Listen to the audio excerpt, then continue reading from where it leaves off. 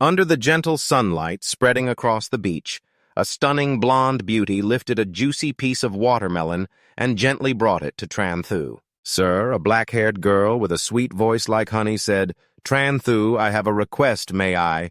"Please answer me." Tranthu was overjoyed, his eyes squinting with delight, saying, "Go ahead, say it, what should I answer?" Suddenly, the gloomy face of teacher Lee Nam Song appeared like a ghost, his voice cold as ice. "How do you want to die?" Tranthu was startled awake, his face drained of color. Old Lee teacher Lee coldly shouted, "Are you awake now?" "If you're awake," read the history introduction of the Beastmaster. Tranthu felt itchy and uncomfortable, his head spinning. What Beastmaster? He looked around the classroom in confusion. Where is this? A high-tech exhibition. Huh? Did I go to the wrong class? Where is Trung Dai Look? My desk mate. This situation seems off. I need to get out of here. He mumbled, "Teacher Lee, this question is precious. Let the whole class answer it. Excuse me for not disturbing anymore." Ha! Before he could turn and run, teacher Lee Nam Song quickly grabbed his collar and pulled him back. "Where do you think you're going?" "Trung Dai Look is no longer my desk mate. I am now a member of the Beast Master class." From below, whispers of discussion rose like waves. Falling asleep on the first day of class transfer truly useless. It said that his contract spirit is only talent level F. Really nothing special. I wonder what the class president was thinking when they chose someone like this, Tranthu muttered angrily. What are you all babbling about? Damn it, what is happening here? Suddenly a properties panel flashed before his eyes, almost making his heart jump out of his chest. 1. System activation choice. 1. Remain silent, bow your head and do not respond, reward a bit of Beastmaster power. 2. Spread your hands and sincerely say, I originally wanted to use my academic identity to befriend everyone, but instead I received only alienation. I have failed, I am just an ignorant fool knowing nothing. The reward is just a notice of expulsion from Kim T High School Branch 2 in Namjeong City. Dad agreed to Habang's help. The reward is a low-level fire flame potion. Tranthu was dazed, his hands tapping the air as if he were in a daze. When did the school start installing such dark modern technology? But in Teacher Lee's eyes, he was no different from a crazy person pointing around looking foolish and dazed. So what are you flailing your arms about in the air for? Don't forget who cried to get into the Beastmaster class yesterday. If you can't answer about the regular class, just see how disappointed your parents will be. Suddenly, Tranthu caught Habang's gaze. She was subtly pointing to her notebook as if to signal that she was Habang. He thought to himself, feeling a surge of gratitude. Although they were not yet acquainted, this kindness would be remembered. Without hesitation, he glanced at the book and read aloud in a booming voice. In the 5th year of the restoration in the territory of China, the first multidimensional space appeared, releasing countless ferocious dark monsters. At that moment, the Beastmasters, with their contracted spirits, were awakened. The more he read, the more confused his mind became. What the heck is this? Isn't this the 21st century? What kind of world is this? He was dazed, as if lost in a dream. Teacher Lai Nam stood there with a dark expression at a loss for words. Do you think I'm blind? Go back to your seat and don't even think about sitting here again next time. Tranthu understood, dragging his feet back to his seat, his mind in a tangle. Did I time travel? A parallel world? Isn't Lao Lai a math teacher? When did I ask to change classes yesterday? Just then, a notification sound echoed in his mind, announcing that the reward had been issued. He turned to his friend beside him, whispering, Did everyone hear that? Suddenly, a small vial appeared in his hand, sparkling strangely. Tranthu's mouth dropped open, his eyes shining brightly. Could it be the protagonist system only found in cartoons? He was so excited that he slumped over the table, laughing quietly to the point where his shoulders shook. Cough, cough, cough, ha ha ha, I'm the protagonist. When the bell for break rang, Tranthu sluggishly stood up, his stomach growling. Finally, he could eat. He had to find Dai Look to ask about the situation in this bizarre world. Once outside, he was overwhelmed by the noise. What is this? Outside, the arguing was incessant. Yes, Vungman, are you okay? Don't bully people too much. Quickly take him to the medical room. Trindick and his gang stood there looking smug. Little Vung, you've lost to me 3 times in a row. This class leader of the 5th grade can't do anything to me. Right, don't forget to bring the beast orb for me this afternoon. Just as Trindic's group was about to leave, a cold voice rang out, "Stop." All confused eyes turned to Tranthu. His face paled, and he quickly waved his hands in defense. It wasn't me. It wasn't me. The one who spoke was Habang. She had stepped forward, her presence as fierce as a storm. Habang looked straight at the bullies, her voice full of challenge. What's the point of always using this trick? If you have the guts, fight me. Trindic's eyes lit up, a sinister smile spreading across his face. Oh, isn't this Habang, the class representative of the 5th grade? Are you afraid that one beast orb isn't enough for me, so you want to give me another one? Habang replied coldly, her gaze sharp as a knife. Come at me. Everyone around stared in shock at the declaration of war. What Habang boldly challenged to fight in the auditorium alone. I'll take on all of you 3rd graders. If I win, return double the beast orb that Vung Man lost earlier. Hearing this, Tranthu's blood boiled and he shouted excitedly, You want to fight, right? This is my specialty. But the crowd around laughed disdainfully. Is this kid who just moved in? No wonder he's the class fool. The 5th grade is getting worse. Anything can be stuffed in. Someone who has never used a spirit contract dares to speak up. Teased Tranthu bit her lip. Her face flushed. The crowd continued to tease, this guy is really a fool. He turned back, his eyes fierce enough to startle everyone. You're really turning back. Let's go see the fight. Tranthu paused, her eyes following the group that was dragging away. Fighting with spirit contracts. Since stepping into this place, that phrase kept echoing. He smirked, a cunning smile fleeting across his face. That kid laughs too evenly. With years of experience making mistakes, I know for sure nothing good will come of it. He rubbed his chin and muttered, Thu, I don't like owing others. Soon the whole group had gathered at the battle hall. Trindic and his 3rd grade friends stood there arrogantly.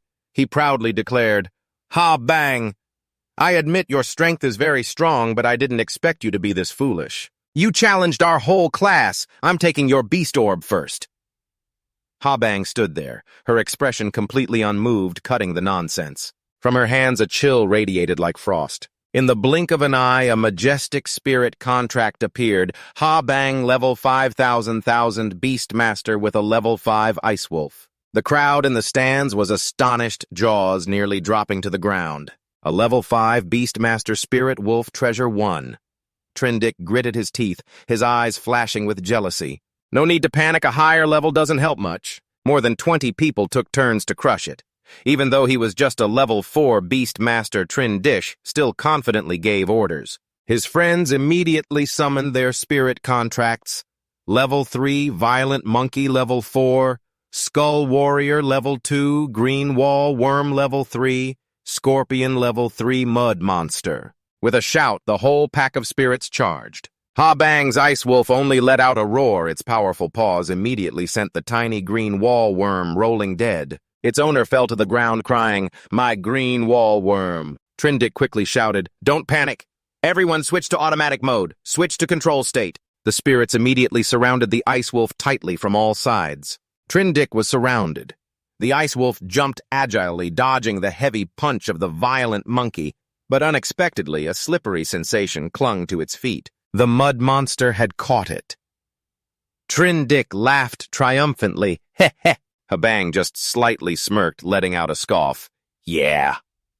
Immediately, the Ice Wolf emitted a bone-chilling aura. The mud clinging to its feet froze instantly and shattered into pieces. At that moment, a fire lizard charged in, but clumsily bumped into its teammate, causing the whole group to tumble. The crowd in the stands burst into laughter. Ha, so stupid. Tranthu watched attentively, secretly thinking, do I have a spirit contract? How do I summon it? A person next to him looked at him with a puzzled expression. Did you not see it from the beginning? It has always been there. That person pointed down at the Slim lying flat and gasping for breath under the chair. Tranthu was startled. Oh, a guy sitting above smirked thinking of it, and it immediately popped out. Indeed, a common class item, a spirit contract so weak even in outer space, a Beastmaster wouldn't feel threatened at all. Tranthu stared blankly at the yellow Slim in his hand, his head spinning. Is this my spirit contract? The system suddenly displayed information. Yellow Slim Spirit Contract Comprehensive Attributes Species Life Form Special Type Sleep Talent can sleep deeply for a long time. Enhanced Defensive Power. Giantification Skill. Crazy Collision Charge. Forward damage depends on the weight of both sides. Note not to use when the opponent weighs more than 10 kg. F-level potential host. Tranthu, level 1 Beastmaster. Normal Beastmastering talent. He gazed at the dumb-looking Slim, sweat pouring out like a shower. Why does it look so stupid? S-level potential, a decorative item. It doesn't even have the qualifications for combat. He sighed and muttered, "Aren't we supposed to be the main characters? Shouldn't it at least be a divine beast or divine dragon or something?" Just then, the system rang out again, presenting a new mission. Choice 1. Shout loudly in the Habang auditorium. Reward increases 1 point of obedience for the yellow Slim. Choice 2. Raise both hands and shout, "Don't hit anymore. Everyone stop hitting." Reward a bag of food for the spirit contract. Choice 3. Take advantage of no one paying attention ambush. Trindick beat him up. Reward a large amount of beast mastery power. With his mischievous nature, Tranthu smirked a cunning smile, flashing, "Ambush, huh? That suits my taste." Below the arena, the battle was as tense as a drawn bowstring. The Ice Wolf was being attacked by a scorpion and a skeleton warrior from both sides. The skeleton warrior swung his sword and struck the Ice Wolf's thigh, then continued to slash down like rain. Habang gritted his teeth, his fiery gaze transmitted willpower to the spirit. Trindick stood aside leisurely and smugly observing. Suddenly, a mysterious hand reached closely to him. Tranthu quickly covered Trindick's mouth tightly. He slyly smiled and pulled him, whispering, "Come here, you." Tranthu dragged Trindick to a secluded corner. Without saying a word, he kicked straight into his back. Trindick fell over. He quickly grabbed a burlap sack to cover Trindick's head and dragged him into the bathroom like pulling a beast. Trindick panicked and screamed, "Who are you to go inside?" Not giving him a chance to regain his composure, Tranthu continuously punched and kicked. Trindick cried out in pain, "Do you know who I am?" Ouch. Tranthu kicked even harder, sneering, "Who are you? What does it have to do with me?" He twisted his wrist with a flamboyant tone. "Remember my name well. I won't change it, and I won't change my family name, Jiang Hu Nan Jiang, nickname Dai Luk." Meanwhile, on the arena floor, the Ice Wolf clutched the sword of the Skull Warrior, suddenly realizing the opponent was exhausted. Habang immediately seized the opportunity, her gaze icy. Good chance, the extreme cold territory dealt with all of them at once. The Ice Wolf stood in the middle of the siege, howling loudly, a terrifying cold air spreading out, freezing the entire opposing spirit in an instant. The crowd in the stands erupted in excitement. "Oh yeah! Habang 5th grade beast Tamer wins. Yeah, we won!" A few members of the Zhengyi faction shouted in dissatisfaction, "How could he be killed like that? Seriously, do you guys even know how to play Where's Zhengyi?" At the most crucial moment, he lost focus. Just then, a figure of a scammer rushed out, his head still covered with a burlap sack. Zhengyi cried out miserably, "Help, someone ambushed me!" The crowd panicked and scattered as they saw him with the fertilizer sack over his head. A mutated contract spirit run quickly report to the Spirit Control Bureau. The fertilizer sack has turned into a spirit. Some even rushed in to beat Zhengyi, even though he was exhausted, pleading, "Please don't hit me. It's me, Zhengyi." After that, Tranthu stood with his arms crossed, pleased to watch, secretly thinking, "Mission accomplished, reward sent." A curious person asked Tranthu, "Where are you going?" when he replied with a faint smile, "Just going to the restroom to relieve some stress." Zhengyi, with a swollen face, lay flat on the ground, still shouting, "It must be someone from the 5th grade Beast Tamer class. You guys won't get away with this." Tranthu stepped forward, smirking, gripping his hand tightly with a mocking tone. "Don't spit blood, okay? Everyone in my 5th grade Beast Tamer class is upright and honest. How could we do something unethical like that?" Zhengyi was at a loss for words, unable to respond. Tranthu didn't hesitate, tightening his grip and twisting one of Zhengyi's fingers. Zhengyi was in so much pain that his face contorted. Tranthu, with enthusiasm, said, "Don't worry, Zhengyi, I will personally investigate. With Tranthu's reputation, I will definitely give you a satisfactory result." He lifted the new slim gold in his hand, shaking his head. Cutting off tongues so pitiful it's time to go home. Tranthu took it home while pondering. The contract spirit must reach level 3 to qualify for battle. He's only a level 2 beast tamer. The road ahead is still long. Huh. Are you leveling up too? So the level of the contract spirit is synchronized with the beast tamer's level. He was mumbling to Slim Gold when Habang suddenly appeared. Tranthu was startled and turned back. This was sent by her a sparkling gem. Today, if you hadn't made a move, I wouldn't have won so easily. This beast tamer pearl is for you. Tranthu scratched his head, laughing awkwardly. Make a move? What move? I don't know anything. Habang helplessly looked at the fertilizer sack sticking out from his backpack. I already saw the urea sack you hid in there. She worriedly said, the battle between beast tamers is extremely dangerous. You really have no awareness at all. Doing this will get you hurt. It. Tranthu laughed loudly, turned around, and ran away immediately. Ha ha, what's the big deal? Thu, what I like the most is ambush. Habang was surprised, but in the end she just stood there with her arms crossed, watching. Tranthu was riding a bike while staring at his phone. No way could he fly out. In the world of well-behaved young beasts, please don't use your phone while riding. He happily texted his friend to brag about his achievements. So I dragged that kid Tranthu into the restroom and beat him up badly. Brother awesome, just normal. Suddenly, the sound of a scuffle made Tranthu stop his bike. A woman was screaming loudly in the street. Someone there's a robbery! The two guys were pulling at her bag but couldn't break it. Big brother, this woman's strength is really strong. Let go of me, who wants to rob a bag from her. The fat woman shouted even louder, her voice booming like thunder. You guys, even if you take my body, you'll never get my heart. Tranthu stood frozen, dazed. What robbery or rape? Just then the system chimed in with a new mission. Option 1, leave quickly, reward a bit of beast taming power. Option 2, fearless of the bad guys, bravely charge in to take down the two thugs. Reward a large amount of beast taming power with the risk of life-threatening danger. Option 3, stop the gangsters, reward knowledge of how to refine a large amount of medicinal herbs. Unlock beginner alchemy skill. Tranthu smirked, a mischievous smile igniting his excitement. Here's my chance. While the two thugs were struggling with the fat woman, he suddenly shouted, Stop! Tranthu began to act, his tone exaggerated. In broad daylight, you dare to commit a crime in front of so many people. I look will never forgive you.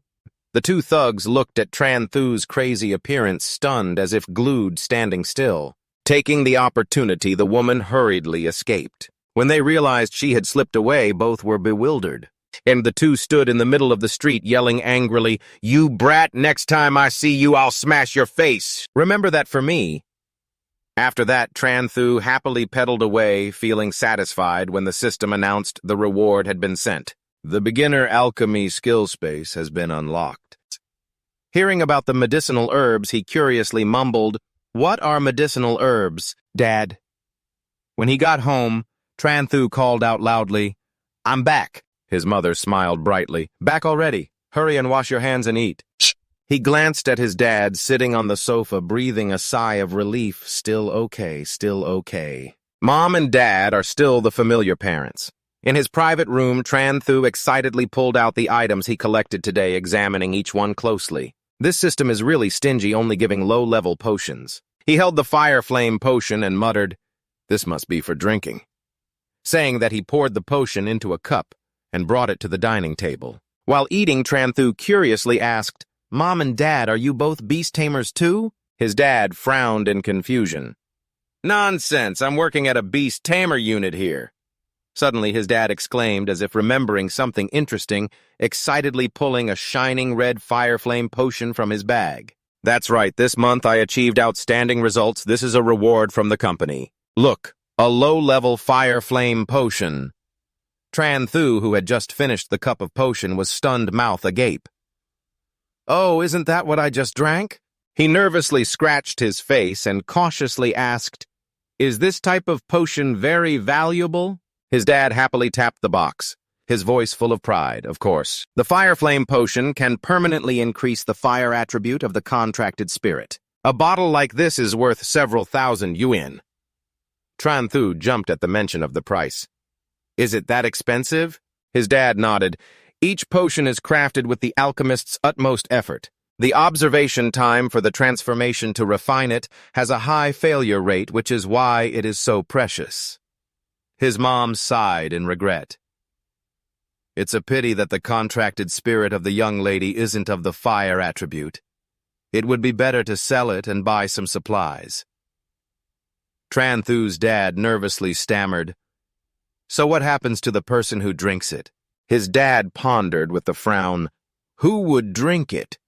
Drinking it would surely lead to severe illness. Tranthu quietly took the cup of potion back to his room, heart aching. A few thousand yuan wasted in just a few sips. He held his head in regret, nearly wanting to cry.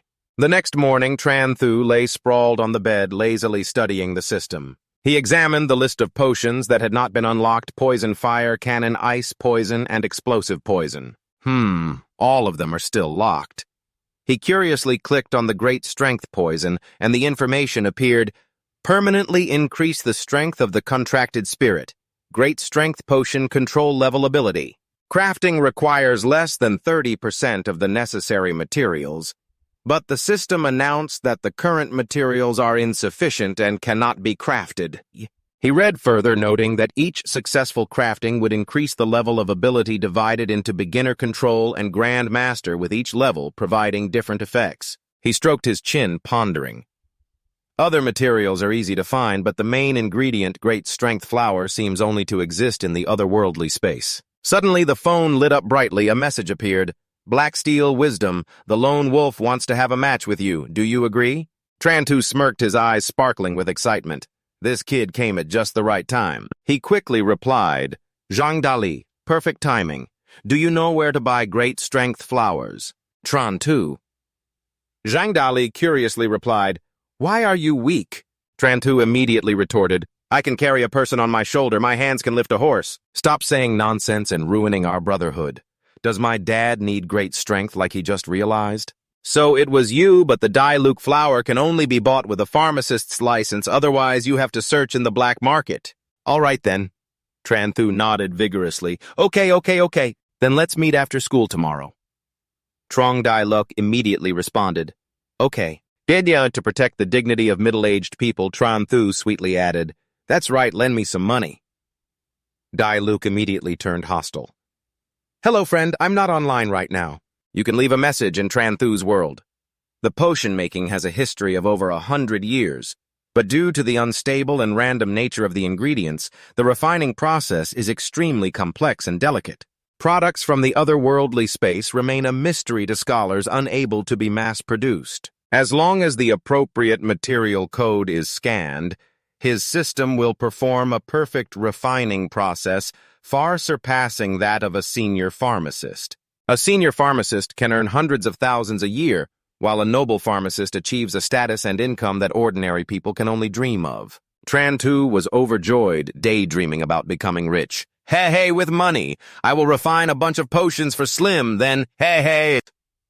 The next day at the entrance of the black market, Tranthu and Truong Dailuk were stopped by a blond guy in a suit who coldly declared, Sorry, without a level 5 beast Tamer to lead you in, you can't enter. The two looked pale, and Tranthu quickly forced a flattering smile. Come on, just let us in. We should leave a way back to meet again later. Get lost, the guard coldly shouted. Get lost. Tranthu helplessly pulled Truong Dailuk's hand, and they left quietly. All right. Dailuk wearily sat down and muttered, Tran B, it seems we can't get in. Next time I'll ask my dad to take you. Just then Tranthu spotted a girl with pink hair in the distance. Her eyes sparkling, and immediately thought, Kesach Dailuk, I know how to get into the black market now. He hurriedly dragged his friend to chase after the girl, calling out loudly, Sister Tiovu! She is Tiovu, an extraordinary academic genius, always at the top of the school's rankings for many years. The two eagerly approached to greet, Sister Tiovu, I'm Tranthu from the Beast Tamer class, and this is Truong Dailuk. Hello, Tiovu, she replied casually. What do you want to see me for? Tranthu immediately pretended to be pitiful, his eyes sparkling. Senior, we want to go to the black market to stroll around but can't get in. If you go, could you take us with you? Vu nodded slightly. Okay. She led both of them back to the entrance of the black market. Tranthu even winked and smiled at the guard, making him grit his teeth in anger. Yes, Vu gently said, I have things to do, so I'll go ahead. You guys can explore on your own. Tranthu cheerfully replied, Okay, Sister Vu. Inside, the black market was bustling like a fair. The sound of trading echoed everywhere. Selling Dragon King beast eggs here, high-level beast Tamer, a potion that helps spirit contracts evolve into golden divine beasts. Hot news today. Buy over 50,000 Huaxia coins and you'll get my autograph. First come, first served. Tranthu quickly spotted a flower stall. Dailuk hurriedly approached to ask, Boss, how much is this Dailuk flower? The boss replied, 5,000. Suddenly, Trindick jumped out from nowhere, smugly saying, I'll pay 10,000, this flower is mine now. He turned to Tranthu, his face grim. How dare you ambush me? I won't let you off the hook. Want the Dailuk flower? Wait until the next life. Tranthu bit his lip, thinking, how does he know I did it? He was still confused. Trung Dailuk next to him whispered excitedly, I told everyone that it was you who did it. I helped you get famous. No need to thank me. Tranthu felt itchy glaring at his foolish friend, wanting to scream, You're such a traitor! A sudden announcement for a new mission rang out. Option 1, compete with Trinditch right here, mock him for being weak and unable to do anything. Reward average amount of beast mastery power. Option 2. Lots of Dailuk flowers for Trin. Dick to give up buying the slim size reward gold increases by 10%. Option 3. Encourage Trindick to treat money like trash by fake Dailuk flowers made from dye at an outrageous price. Reward intermediate wind attribute potion. Tranthu smirked, a cunning smile flashed. So the Dailuk flower is fake. He thought, as a man of virtue and conscience, I choose option 3. He immediately got into character. Boss, I'll bid 20,000. Then turned to Trinditch provocatively. I must get this Dailuk flower today, no matter the price. Trindick was taken aback, glaring, yanking the flower towards himself. Is that so? You dare to try with me here, you won't get it. Both sides gritted their teeth and dived into a price war. The shop owner was sweating, eyes bright as the price soared. 30,000, 35,000, 40,000, 45,000, 50,000. All right. Hearing 50,000, Tranthu suddenly clapped his hands, scoffing, Fine, I concede. You're really determined. Your Uncle Tran acknowledges you. He pulled Trung Dailuk away, not forgetting to throw a comment back. By the way, Class President Trin, next time you need dye, just come to me, special price. Trindick, feeling uneasy holding the flower he just bought, thought, Why does this feel off? Tranthu Trung Dailuk curiously asked, Tren, are you just giving the Dailuk flower to Trindick? What are you planning? Tranthu calmly replied, It's fine, I gave up the flower but got the joy in hand. The intermediate wind attribute potion had appeared, making Trindick spend money like water while also receiving the reward. Tranthu happily thought, This is true joy. Suddenly he remembered his foolish friend selling him out, angrily clenching his fist. Wait, this kid, how dare you spread the rumor that I hit Trin? Ditch Dailuk laughed nervously, covering his head. I just wanted to help you get more famous, don't hit me. He looked up at the sky, then suddenly widened his eyes. Are you even my brother? If you want to fight, just fight. Why summon a contracted spirit? Tranthu quickly turned around, his voice full of panic. It wasn't me. In the sky, a level 7 Liet DMDU spirit was blazing, flying around violently. The crowd gawked and pointed. If it wasn't you, then who? Me. The shadow monster attacked relentlessly, causing the blazing flame bird to scream in pain. Zhang Dali muttered, It seems the outcome is already clear. Just then, the system in Tranthu's head rang out. New mission. Choose one release. The golden sim directly defeat the shadow monster. Reward level of Beast Tamer increases by 1. Choose 2. See death and do nothing.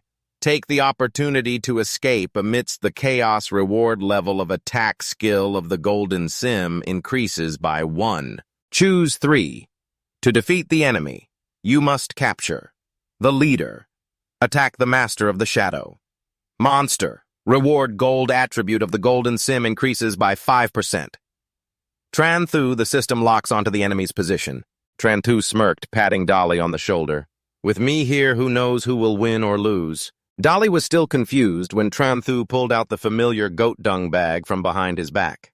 Dolly, come fight with me. Dolly's eyes widened. You're really something, you even brought goat dung with you.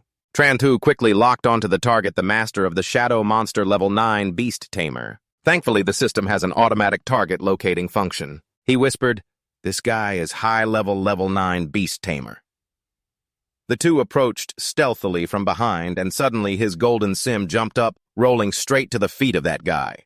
The guy angrily stepped back, roaring, what the hell, where did this dung come from? Tranthu swiftly charged up, covering the guy's head with the goat dung bag, not giving the opponent time to react. He delivered a vicious kick right between the legs. The two rushed in and beat him up furiously while also blaming Jung, the class leader of Class 3 Beast Tamer. We'll beat him until he passes out and then decide what to do next, Dolly added from Class 1 of High School Number 3. Brother Wang, with a fight like this, it should be fine, right? The other guy screamed in pain, stop hitting, stop hitting! The spirit of the blazing flame bird from Hua Tiu Vu finally defeated him. The brilliant flames dissipated in the air. Tranthu proudly lifted his chin confidently, saying, see, I told you with me here who knows who will win or lose. Zhang Dali pouted and muttered. Hua Tiu Vu saw the two of them stunned and asked, is it you guys? Both pounded their chests with bravado. Sister Tiu Vu, don't be polite, we are just removing harm for the people. Tiu Vu smiled brightly. So you guys came because of Liu Wu Yi. Tranthu curiously asked, eyes sparkling, Liu Wu Yi, he's the Level 9 Beast Tamer. At this moment, Liu Wu Yi was trembling in fear, being escorted by the police. Tiu Vu gently said, I really thank you guys for this capture of Liu Wu Yi. Tranthu smiled broadly, pretending to be modest. It's nothing much. Tranthu here loves to do righteous work the most. Tiu Vu nodded. This warm and affectionate gaze I will remember. If you need anything, just tell me any time. Tranthu mumbled, necessary, Sister Tiu Vu. He suddenly jumped up excitedly, asking, can I come to your pharmacy company during the summer break? No. Tiu Vu was speechless, frowning. Pharmacy company, do you want to be a guard there? Tranthu thought to himself, to become an alchemist, one must master complex pharmacological knowledge and go through countless experiments. But the alchemy company can allow me to experiment without checking the medicinal materials. This is the best opportunity. He quickly explained, no, I want to become a potion master. The next day, Tranthu happily walked into school. Although senior sister Tiu Vu refused, she agreed to let him apprentice. Apprenticing is fine.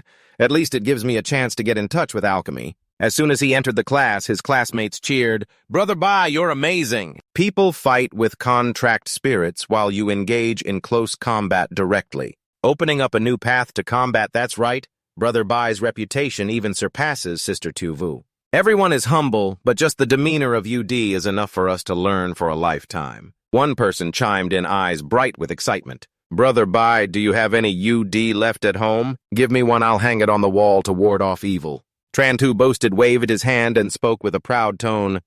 Everyone be humble, mainly the opponents know how to coordinate. Suddenly a loud shout came from outside the door. Get lost, don't block anyone's way.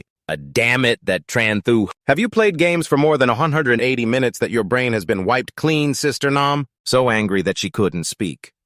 The more Tranthu was pleased, the more he raised his eyebrows. What are you? Tranthu approached, slapped Sister Nam's face hard, speaking arrogantly. If there's nothing going on, then get lost. Sister Nam gritted her teeth. Her face flushed with anger, but could only leave in frustration. Vuongman whispered worriedly beside. Tran, be careful. Sister Nam is very aggressive when she gets angry. She dares to do anything. Tranthu snickered, his tone sarcastic. Are you bragging? If she dares to do anything, tell her to do a set for the exam. Just then, Teacher Lai Nam walked in, his demeanor serious. Old Lai is here, let's start class. The teacher stood on the podium, his voice loud. Tomorrow we have a 3-day break. During this time, remember to review your lessons carefully to prepare for the final exam next month. Tranthu was busy checking Slim's information, gold skill 1 giantification, temporarily increasing size 4 times, attacking wildly damage power, depending on both parties' weight. Note, not to use against enemies over 10 pounds. The tyrant activates the tyrant state in a short time, bypassing the control effects of contract spirits. He stroked his chin pleased. After doing so much, Slim finally has 3 combat skills. No matter how fast I fight, I won't easily lose to anyone anymore. Zum. Teacher Lai's voice suddenly rang out, pulling him back to reality. To encourage you all, the first place in the exam will receive the Enlightenment Pill. The top 5 will receive a mid-level Beast Tamer certificate, and the top 30 will receive a Beast Tamer Pearl. Everyone must work hard. Tranthu raised his head, eyes shining brightly. Enlightenment Pill, the legendary medicine that helps contract spirits have a chance to gain new skills. Slim already has 3 skills, adding 1 more would be even more powerful. The school bell rang from the hallway. Habang unexpectedly walked up to his desk, gently asking, "Tranthu, do you need me to come to your house for tutoring?" Tranthu was a bit surprised, but then shook his head, smiling brightly. "No need. I have to go for an interview first. Then I'll stay home and study hard." Habang lowered her head and replied softly, yes. Vuongman beside her exclaimed, "Wow, Tranthu, you just refused Habang's invitation like that." Before they could take a few steps, Tranthu's group was blocked by Trin Nam's group. Tranthu smirked, her voice ringing out, "Isn't this Do Nam? Why is your face even more swollen?" Nam's subordinates immediately growled. One pointed and gritted his teeth, shouting, "Tranthu, don't talk too excessively. Just wait a little longer and you'll get what's coming to you." He signaled, his voice fierce. "Brothers, come at me." Tranthu was quick as lightning, stepping in front of Vuongman, her eyes sparkling with a smile, but her movements decisive. "Don't be scared, I will protect you." He yelled loudly, his voice booming like a loudspeaker. "Help me!" Third-year students want to kill someone. In the blink of an eye, a group of security rushed over, surrounding Nam's group tightly. Tranthu pretended to tremble, holding onto Uncle Vuong tightly, her voice desperate. "Uncle Vuong, it's these people who said they want to kill me to commemorate his past youth." Nam gritted her teeth, furious at the other side's shamelessness, but could only exclaim, "I didn't." Uncle Vuong, upon hearing this, became enraged, turning to her, his eyes bloodshot. "Do you want to kill someone?" Nam was surrounded, trying to shout, "Thanwin, I didn't, it was them." But Tranthu was quicker, immediately sniffling, tears rolling down like a stream. "Uncle Vuong, I'm really scared. That person, Trin Nam, dares to slander us in front of you." Uncle Vuong, his anger rising, pointed directly at Nam. "In front of me, you dare to slander others." Nam awkwardly explained, "I didn't." Just then, the crowd buzzed. A voice rang out, "What's going on?" A teacher, Lai, extremely angry, walked over with a strange man. As soon as he saw the students, he frowned, his voice dissatisfied. "The boss from afar heard you all making noise. Nam, the exam is coming soon. Why aren't you studying and are here instead?" "Sir." Nam hurriedly pointed at Tranthu, trying to salvage, "Teacher Lai, that name Tranthu." But Teacher Lai interrupted immediately, his voice firm. "What about Tranthu? Tranthu has also been known for chasing criminals, hunting you down. This student is still here causing trouble." Nam's eyes widened, stammering, "What?" Arresting a wanted criminal, Tranthu was quietly observing the man next to Teacher Lai. With curious eyes, he asked, "Is he from the Tranquil Bureau?" Teacher Lai nodded, his voice full of pride. "That's right. So the leader of the Tranquil Bureau came here specially to give him a gift. Just causing more trouble for me. Why don't you hurry back to studying? Quickly." Sister Nam reluctantly lowered her eyes and mumbled, "I know." Teacher Lai waved his hand decisively, ordering, "Everyone else go back too." Then he turned to introduce the man beside him. "This little friend is Tranthu." The man spoke up, his voice deep and authoritative. "Hello, I am Vuong Kien from the Tranlin Bureau. I came here specifically to thank you for helping us catch the wanted criminal. Here is a reward of 100,000 from the Tranlin Bureau." Tranthu looked at the stack of money, his eyes shining like stars, but he immediately turned his face away, pretending to be generous. "No need, serving the people is what I should do." Vuong Qian laughed heartily. Take it. Besides, I also have something I want to ask you. I want to know how you found his location at that time. Tranthu hesitated for a moment, scratching his cheek. The system had guided him, but how could he say that? He quickly came up with a reason. I saw that person had such an evil look. Just a glance made me know he wasn't a good person. Vuong Qian was taken aback, his eyes showing doubt. Is that all? What if it wasn't him? Tranthu casually shrugged, his tone calm. That's right, we had covered ourselves, he couldn't see us. Vuong Qian and Teacher Lai exchanged glances, speechless at the strangely simple answer. Teacher Lai frowned, his tone serious. I have no more questions. In any case, we still thank you for saving Hua Tiuvu, young friend. If there's nothing else, you can go now. Yes? Tranthu grinned, waving goodbye. All right then, I'll take my leave. Goodbye, teacher and Uncle Vuong. Vuong Qian quietly watched his back, murmuring, What a coincidence, isn't it? A little later, Tranthu and Trong Dai Luke headed to Hua Tiuvu's company. He confidently walked in and greeted, I am Tranthu, a classmate of Hua Tiuvu. I have an appointment with her for an interview to become an alchemist. Tranthu, a female alchemist, made Hua Than tweet. Hua Tiuvu's older sister frowned, her face clearly showing displeasure. You want to be an alchemist? Tranthu nodded, patting his chest proudly. Yes, I want to give it a try. Hua Tan Tweet immediately shouted, her voice icy. This is not a place for kids to come and play, go back. Yes. Then she turned to the staff, her tone harsh. Tiuvu, what's going on? Bringing anyone to the company, just causing more trouble for others. Don't let them in here. The staff quickly responded, Yes. Tranthu was taken aback, awkwardly saying, My interview hasn't started yet. Hua Tan Tweet turned her back and walked away, her attitude decisive as if to end everything.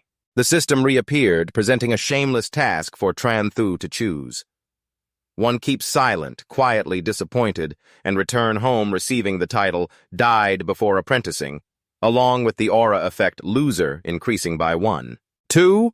Take the opportunity to kick Hua Tan Tweet in the butt, making her lose her demeanor furious, but will be restrained immediately with a reward of increased beast mastery. 3. Secretly break into the laboratory, find an opportunity to complete the task, receive attack skill reward, increasing by 1 level. Trong Dailuk looked worriedly at Tranthu, his voice full of confusion. What should we do now? Tranthu glanced at the surrounding security guards, the corners of his mouth curling up in a mischievous smile. Even though he really wanted to choose the bold kick of option 2, he still decided to rush inside. Zhang Dali, a true best friend, immediately jumped out in front of the guards, provocatively slapping his butt to distract them. Follow me, you idiots! The guards shouted angrily. Chase after you, you rotten brats, stop! Tranthu stealthily snuck in, glancing at Zhang Dali being pinned down by the guards and tortured. He mumbled, filled with gratitude, Brother, you've worked hard. One guard suddenly realized that Tranthu had vanished. He nimbly stepped into a nearby room, his eyes lighting up when he saw a robe. Unexpectedly, there was another set of clothes. He casually draped the robe over himself and walked into the laboratory, calmly greeting everyone. Good morning. Good morning, a voice replied. Suddenly, Tranthu was startled to see the pile of bright flowers on the table. His heart raced. How could there be so many great lotus flowers here? The system unexpectedly displayed that the materials for the strength potion were sufficient. Should he concoct it? Tranthu's mouth dropped in excitement as he chose to brew it immediately. The great lotus flowers and bottles in the laboratory swirled around him as if he had transformed into a skilled alchemist. In just a moment, he completed a series of bottles accompanied by the sound of bubbling. The system announced that the low-grade strength potion had been successfully crafted with a purity level of 3 out of 1, unlocking the medium-grade strength potion. The surrounding alchemists stared in amazement, exclaiming in unison, Heavens, is that really a strength potion? You managed to brew 13 vials in one go. Tranthu was equally excited. Long silently thought that this alchemy system is really powerful, basically without failure. If only I have enough medicinal materials. Hua Tan Tweet witnessed the whole scene, stunned, covering her mouth, stammering, You are actually so impressive. Tranthu lifted his lips into a mischievous smile. I'm just a kid here to have fun. No need for you to call security. I can leave by myself. Hua Than-Tweet hurriedly spoke up, her tone full of remorse. I'm sorry, just now it was my negligence. I didn't recognize that the genius alchemist is you. She bowed her head sincerely, her eyes shining with hope. If possible, I would like to invite you to become the alchemist of our department. The system suddenly appeared, presenting 3 options. Option 1. Agree to join. Hua Than-Tweet's company, become a professional alchemist, receive the reward to unlock all potion-making books, but the spirit contract will disappear. Option 2. Only work part-time during the summer vacation, steadfastly pursue the path of beast taming. Receive the reward of increasing beast taming strength. Option 3 was not mentioned, but Tranthu quickly made a decision, his eyes sparkling. Although the first prize was attractive enough to make him a top alchemist in the world in the blink of an eye, he remained steadfast. Sorry, the journey I chose is to wander everywhere, so I can only be here for 2 months during the summer vacation. In the end, both reached a happy agreement, shook hands, and shouted in unison, "Happy cooperation!" Even though it was just a temporary job, Hua Than-Tweet generously offered Tranthu many benefits and perks. She also promised that if he reduced material waste during the alchemy process, he would receive additional corresponding potion rewards for 3 consecutive days of the holiday. Tranthu diligently worked at Alchemy Company 66, immersing himself in potion making every day. 3 days later, Tranthu hugged a pile of high-grade potion tubes, happily cradling Slim in his arms, his eyes filled with hope. I hope this time I won't be disappointed. He handed Slim a vial of potion, and the creature eagerly gulped it down, then continued to drink the remaining vials without stopping. The sound of gulping echoed continuously. After finishing, Slim was satisfied, exhaled a long breath, and slowly floated up into the air. Tranthu was stunned. His eyes brightened, shouting loudly, "It's about to evolve!" Slim's whole body glowed with a brilliant golden light. After twisting in the air for a moment, it burped again and fell into Tranthu's hands. He quickly reached out to catch it and carefully observed the attribute panel. Slim's strength increased permanently by 20%. Although the low-grade strength potion significantly increased Slim's power, Tranthu knew that to go further, he needed to craft a medium-grade strength potion. Tranthu frowned and muttered, "In the past few days, the materials from Alchemy Company 666 have almost been completely used up." Fortunately, Hua Tiovu helped him obtain a pass to the black market. He decided to visit the black market tomorrow. Tranthu hurriedly slung his backpack and dashed off. The man forgot about his stomach ache, quickly took out his phone to capture his back, muttering, "This is really great. Such a magnificent act must be posted online." The next morning, a series of articles spread about Tranthu, the astonished high-level alchemist, crafting a light yellow potion in a public restroom. Is this a distortion of humanity or a degradation of morality? 2 alchemists crafted restroom potions, drinking them clean in front of witnesses. Artistic behavior or madness? Tranthu, on his way to school, saw people whispering and pointing, scratching his head in confusion. What's wrong with these people? Why are they staring at me? Could it be that they discovered I'm the son of some tycoon? Just then a snake spirit suddenly zipped past, startling him. What the hell is that? After that, Tranthu immediately summoned his sim and both charged at the snake spirit, delivering fierce punches and kicks like a storm. He quickly spotted the target ahead. His brows furrowed, voice filled with anger. "Damn it, with no spirit of chivalry, how dare you sneak attack me? This time, let's see how I kill this unchivalrous being." The blond man in Go Li hid behind a tree wearing a sly smile, secretly pleased that his snake had already evolved into a contracted spirit of common level. This time, let's see where that Tranthu can run to. Tranthu quietly approached from behind, suddenly speaking in a cold tone. "Where do you think you're running?" "Of course I'm running toward you." He glared and rushed forward, throwing a punch that knocked Ngolai down to the base of the tree. The blond guy stuttered, his face pale. "Is that you, Tranthu?" Cracking his knuckles with a sharp gaze. "I thought it was someone else. Turns out it's you, the lackey of Sister Nam. You dare to sneak attack your father. Today I will show you what happens when you sneak attack your father." Ngolai panicked, tears welling up. I don't want to come over, please don't. Tranthu ignored the pleas and rushed in, punching relentlessly, the sounds booming incessantly. Ngo-Li screamed in agony. After a while of scuffling, Tranthu leisurely sat on top of his opponent, while Lim had also taken down Ngo-Li's snake spirit, holding it tightly by the neck. Whispers arose from afar. "It seems like someone is fighting. Let's go check it out." Tranthu heard it, knowing that the contract spirit battle had drawn the attention of the spirit control department. He stood up coldly, looking at Ngo-Li. "This time I'll let you go, but next time, if you dare to do this again, I will definitely make you and your contract spirit die without a grave." Ngo-Li trembled as he watched Tranthu's figure fade away, mumbling, "Oh, I've really changed." Upon returning home, Tranthu excitedly told his parents about defeating the thug Ngo-Li. "That's how it happened. This is the 100,000 reward from the Spirit Control Department. I'm going shopping, and the other 90,000 is on this card." His father smiled gently. "We don't need this money at home for now, since you're cultivating the beast control power. Buy whatever medicine you want, and if it's not enough, just tell me." "Yes," Tranthu replied excitedly, teasing with a wink. "Don't you need it, Dad?" "I'm not like that, Futu, am I?" His father waved his hand and chuckled. "You don't need to worry anyway, we won't use it at home. It's getting late. You still have school tomorrow, so get some rest." Tranthu sighed, mumbling, "Yes." Watching his parents chat happily, he sat on the bed. "Our family has always been just ordinary workers.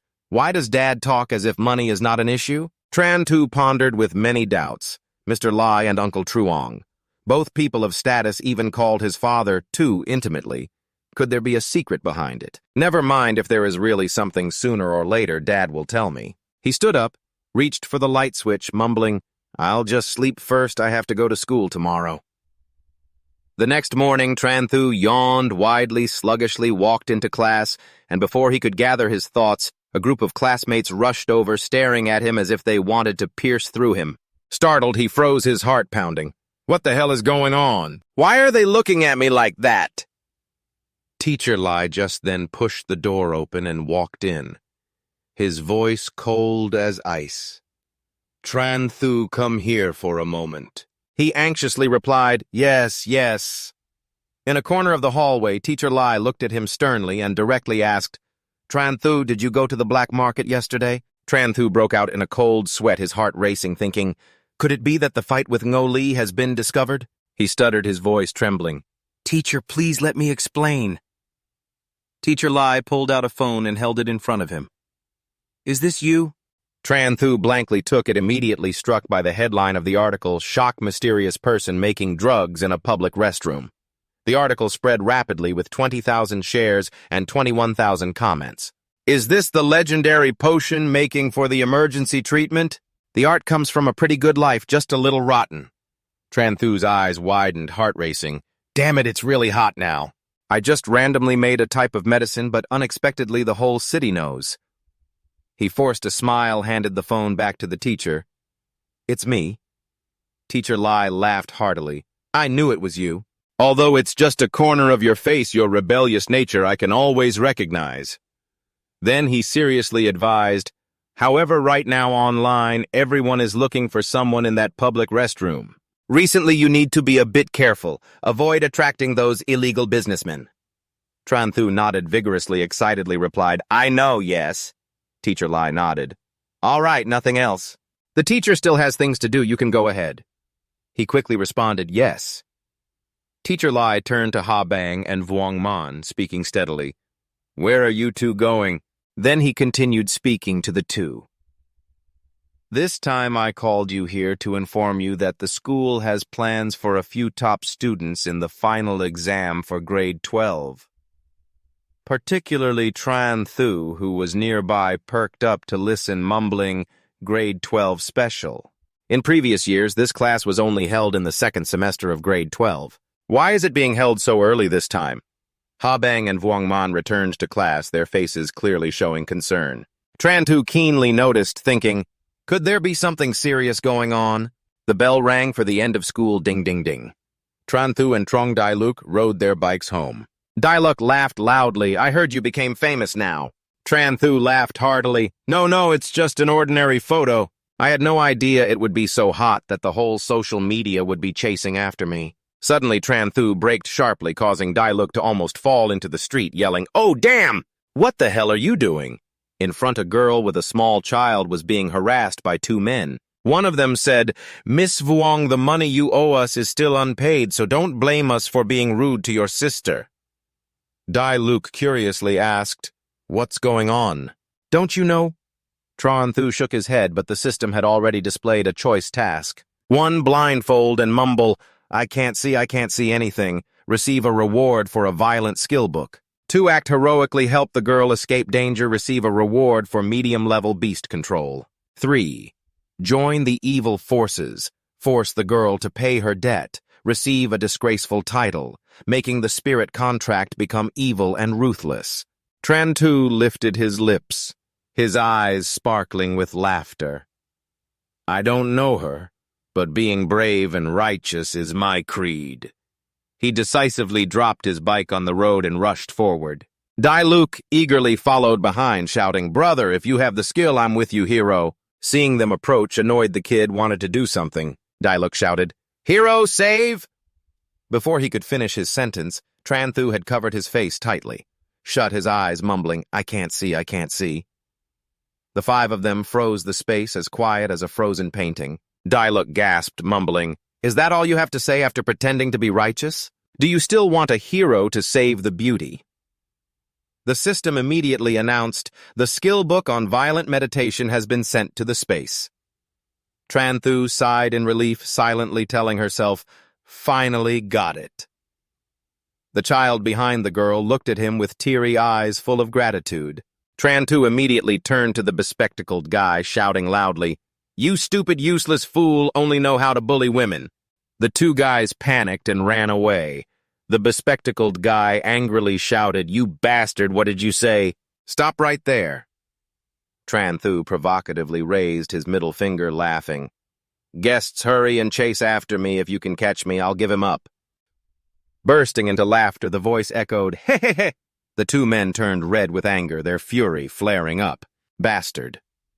Meanwhile, the 2 sisters had slipped away, immediately turning the chase into a game of cat and mouse, laughing loudly in the street. The 2 of them ran past, yelling, "Where did they run off to?" Dailuk threw the branch to the ground, panting, even though he had lost their trail. "Tran B, why do I feel like your narcissism is getting worse?" Tranthu smirked with satisfaction. "You don't understand anything. Everything I do has a reason."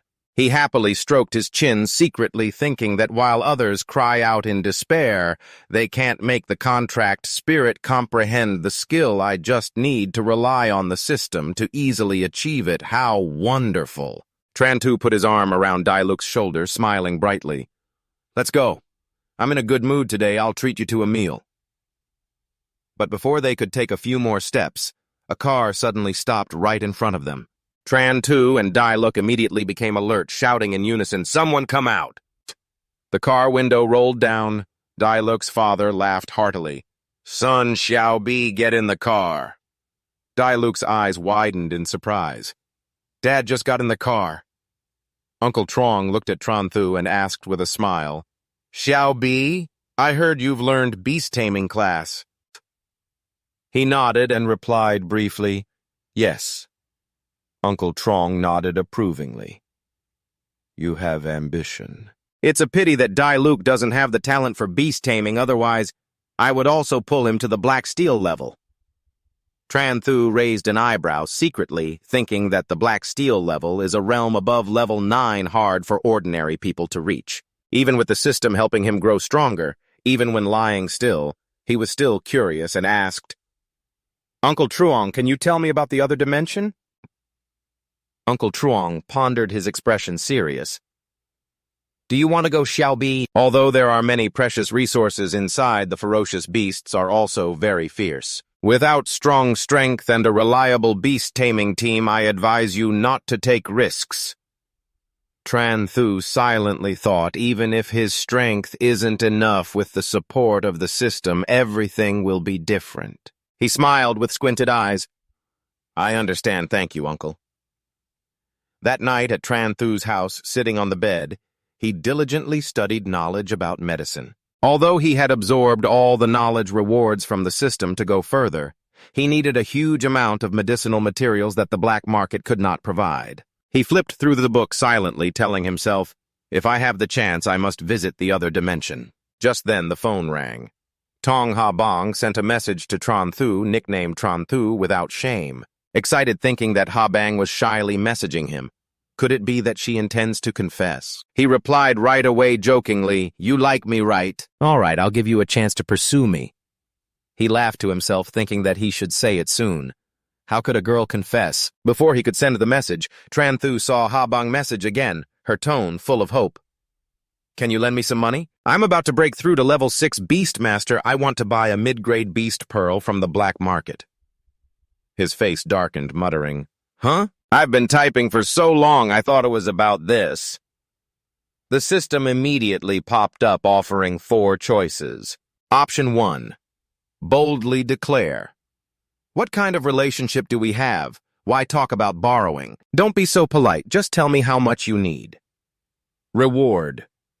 A small amount of Beastmaster power. Option 2. Shake your head and refuse outright. Hey, I have money, but I'm not lending it. I'm just not lending. Reward. Slim yellow size increases by 10%. Option 3. Look up at the sky at a 45-degree angle and sigh. Talking about money really affects feelings. Reward loss of control potion. Option 4. Pound your chest boldly. This amount of money I'll lend you, but with interest. Reward geography. Knowledge of high school Beastmaster. Tranthu raised an eyebrow, eyes gleaming. I have nearly mastered all high school knowledge. Just need more Beastmaster geography, and I'll qualify for 12th grade. Especially, he immediately replied with a smug tone, I'll lend you this amount, but I will charge interest. The next morning, Tranthu brought the money to Habang along with the beast pearl. Here's the money you needed, and the beast pearl from before that you lent me. You're all set. Habang beamed, thanking him. Pretending to be innocent, smirking, he said, We're friends, why say thank you? How about you write me a commendation essay and give it to me tomorrow? He burst into laughter. Okay. Habang looked at his tease-worthy face, trying to hold back her annoyance, nodded. Okay, I'll do it. She turned away, her tone decisive. Nothing else, I'm going back to study. Tranthu waved, smiling brightly. Okay, you go. Just then, a classmate with a swollen face appeared, startling Tranthu. That was Cho Teo-min, nicknamed Cho-Map, his classmate from the regular class. Cho-Map burst into tears, rushing over. Brother Trio Kai and Trin Dick from Class 3 are bullying me. Tranthu immediately stopped him, frowning and asking, Stop! Aren't they not supposed to touch ordinary people? Did you provoke them? Cho-Map lowered his head, mumbling, I accidentally bumped into them. After hearing this, Tranthu's eyes widened in shock. He rolled on the floor, laughing like crazy. Ha ha ha! Cho Teo-ming, with tears in his eyes, pleaded, Please, I know you're very strong now. Can you help me take out some anger? Tranthu cheerfully patted his shoulder, his eyes sparkling with humor. Okay, but it will cost more. Cho-Map was stunned, mouth agape. Huh. He then explained more clearly, his tone decisive. I want your family's store to sign with me to cooperate together. Cho-Map stammered an awkward expression. But my family can't make decisions. Tranthu put his arm around Cho-Map's shoulders, smiling warmly. It's okay, just promote it when the time comes. Now let's talk about how to help you get revenge. He thought for a moment and nodded in agreement. Okay, I'll tell you. Tranthu suddenly remembered something, his voice full of curiosity. Wait, you said Trin Dick is currently with Trin Nam at the hall participating. He lifted his lips, the mysterious graduation smile was very good. Just right, new enemies, old grudges, solving both at once. At this moment, Trin Nam and Trin Dick were sitting in the front row, the principal's voice still echoed from the stage. I hope you can develop a great plan. Tranthu arrived at the spot, his eyes lighting up when he saw them. Huh, indeed it is here. He sneakily climbed over the rows of seats and hid behind the two brothers. The two were chatting animatedly, their voices full of excitement. This time I scored 590 points. I can definitely get into the key University of Beast Tamer. It's a pity that my cultural subject isn't very good. Otherwise, I could have been admitted to a famous university. Tranthu was tying his shoelaces when he suddenly paused upon hearing them mention him. Right, recently that kid Tranthu hasn't caused you any trouble, has he? Trindic angrily bit his nails. No, recently I've been hanging out with those people. He can't do anything to me. He eagerly asked, his voice enthusiastic. Brother, you are a level 6 beast Tamer. When do you plan to teach that kid a lesson? Sister Nam frowned, her expression serious. That kid is not simple. He was able to seriously injure. No lie. Wait until you gather enough people, we will handle him. Later, Trindic was astonished, his eyes wide. What? Brother Ingo is a level 4 beast tamer, and he was injured too. Trin Nam had a headache, closing his eyes and sighing. Yeah, maybe he hides his strength. So this time we can only find a beast tamer from society. Trindic was furious, slamming the chair.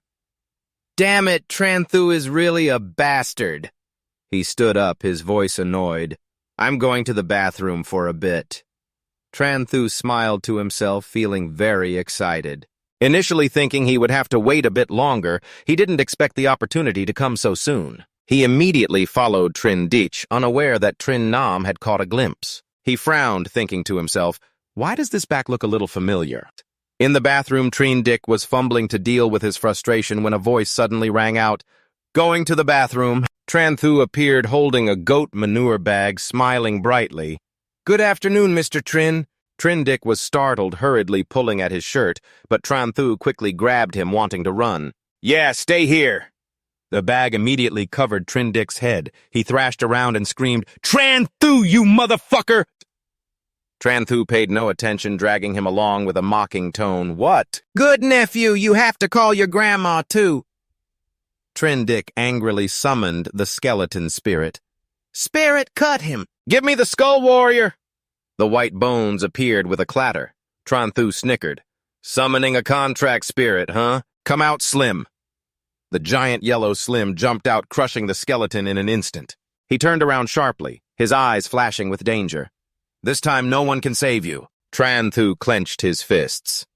Trin Nam, you dare to call the social beast master to deal with me. If I don't deal with you harshly today, you won't know why the flowers are red. He dragged Trindic into a restroom, punching and hitting him furiously. Trindic could only scream, help me! After finishing, Tranthu stepped out with a relaxed chest, feeling good. Today the sky is clear. The scenery is indeed beautiful. She hadn't taken a few steps when he was blocked by a group of people. Sister Nam led a group of followers, gritting her teeth, her voice low. Tranthu, it's really you, he shouted. Where's my younger brother? Tranthu calmly lied without blinking. Your brother, Sister Ditch. I think I saw him run into the women's restroom. All right. Sister Nam turned to the group of followers and ordered, help me keep an eye on this guy. They nodded. All right. Sister Nam hurriedly ran towards the women's restroom. At the door, he hesitated, glancing into the restroom, but it was completely empty. Could it be that Sister Ditch really went into the women's restroom? Suddenly, he noticed a bag of urea fertilizer lying conspicuously in the corner, but his younger brother was nowhere to be found. Tranthu glanced at Sister Nam's followers, a sly smile flashing. The system suddenly presented a choice task, one rush in to fight shouting, I want to fight 10 people. Reward Slim Gold strength increases by 5%. Choice 2 use love me muttering, demon knife.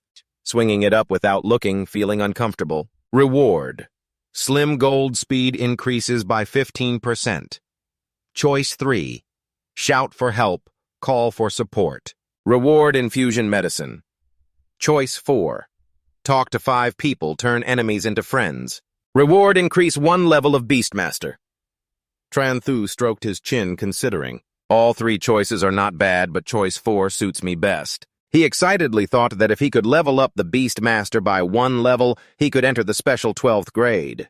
Without hesitation, he immediately pressed choice 4, slung an arm over a follower's shoulder, and began in a deep tone.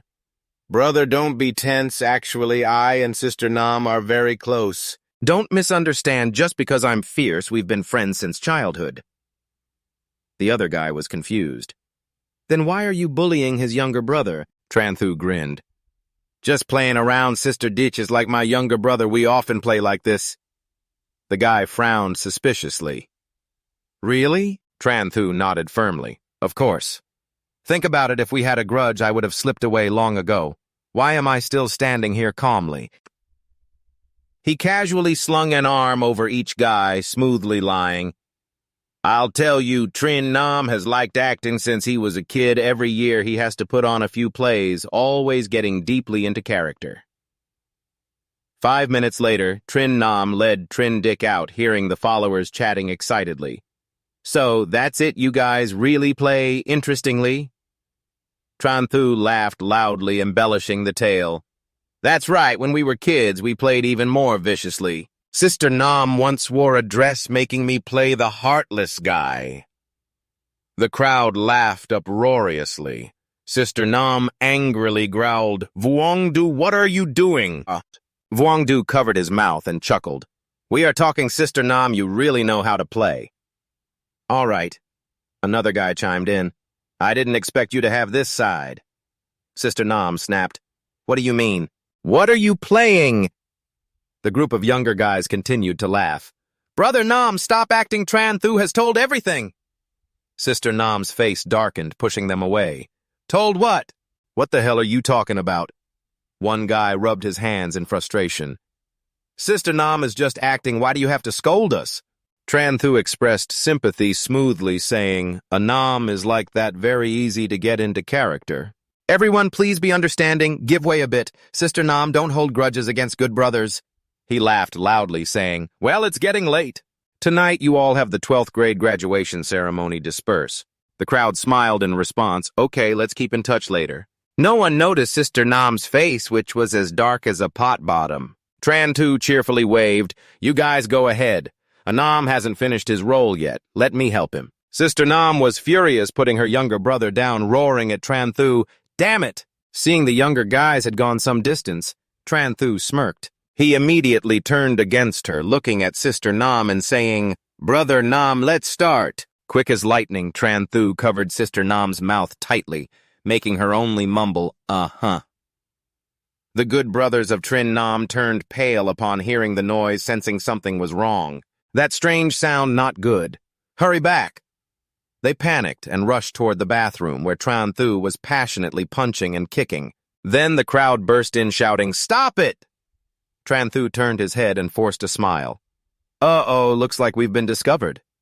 The younger guys cracked their knuckles, growling, You little brat dared to fool us. You're good at fighting, aren't you? Today we'll show you what fighting is. Tranthu raised an eyebrow, waving his hands.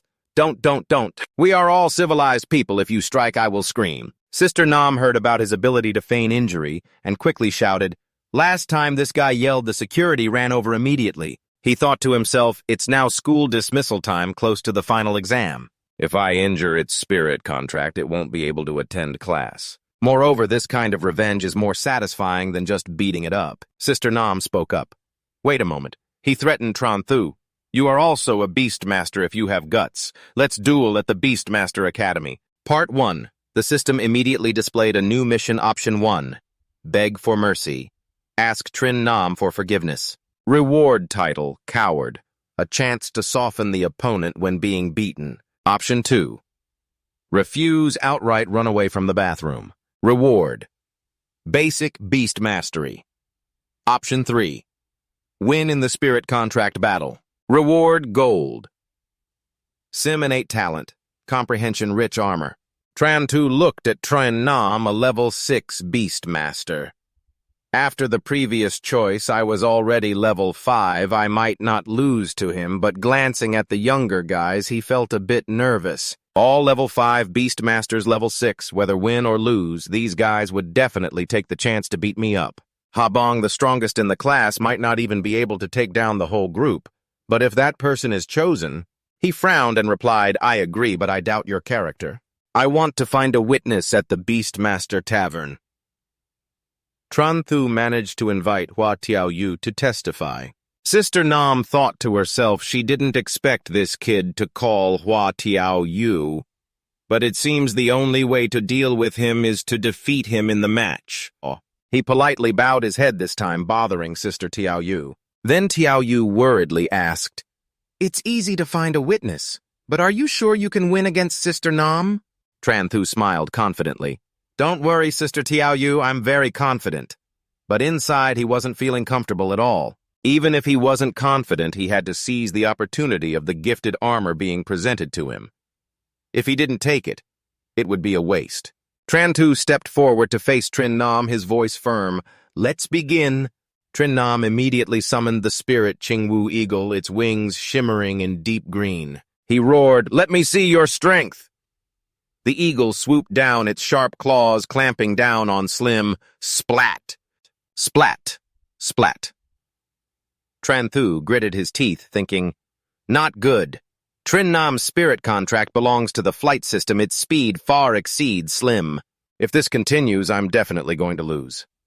He narrowed his eyes, thinking he had to find another way. Slim charged up again, but was knocked back by the Qingwu eagle. Splat! Splat! Splat! Tranthu pretended to shed tears, shouting loudly, "Stop hitting! I admit defeat!" Trin Nam laughed triumphantly. "It's too late. Qingwu eagle teach this spirit contract a lesson about strength." The eagle screamed, diving down like a bolt of lightning. Tranthu smirked, a cunning smile flashed. "Here's my chance." Slim the Golden also wore a sly smile. Trin Nam suddenly realized something was off. His eyes widened. "Oh no!" Slim suddenly activated its giant form, its body swelling 4 times larger, crushing the Qingwu eagle to the ground. A series of skills exploded. Giant technique, violent seat transformation. Slim crushed the opponent like a small mountain. Sister Nam gritted her teeth, unable to believe her eyes. "I didn't expect this kid's spirit contract to be so strong with so many skills." He bowed his head in despair. "I lost." Tranthu smirked, sneering, "Yeah." He happily recalled Slim the Golden. Splat. Splat. He walked over to Hua Tiaoyu, cheerfully saying, "Sister Tiaoyu, let's go." Behind, Trindic hurriedly ran after his brother. "Brother, are you okay?" Trin Nam, his face bruised, spirit dejected, coughed softly. "I'm fine. From now on, I won't be at Jiangnan High School anymore, so don't pick fights with Tranthu."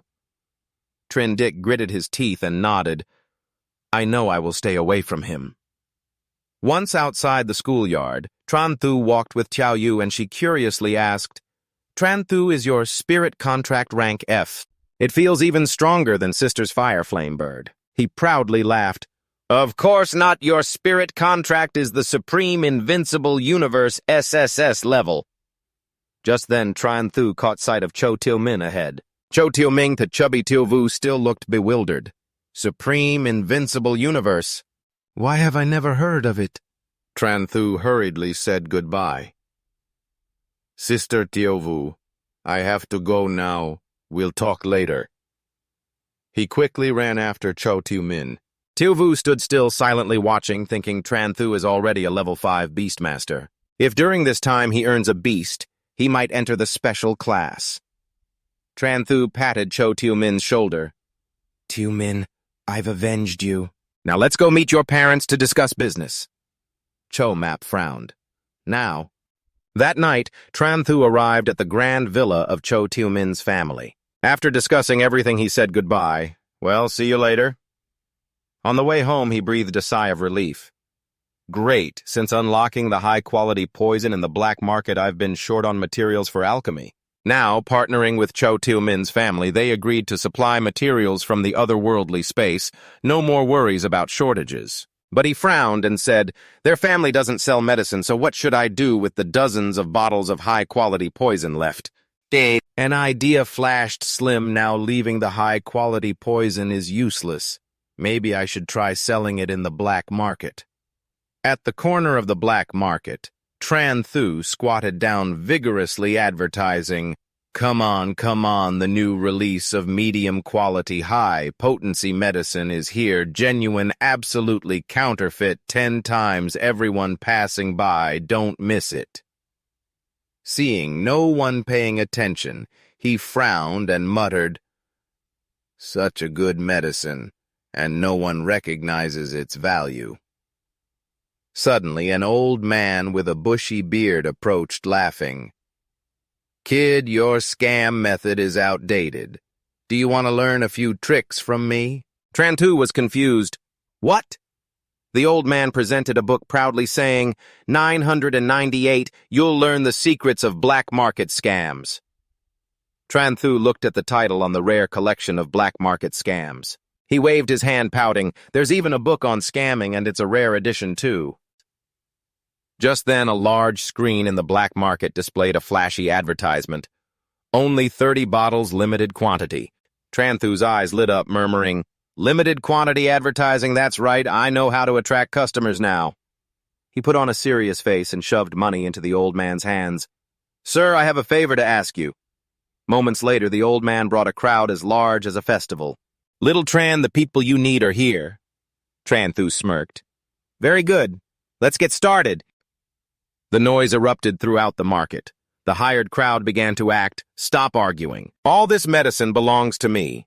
Anyone who competes with me will get beaten up." Another guy shouted, "Damn it, do you know the order? I came first. Who dares to compete?" They rushed at each other, punching and kicking, creating chaos.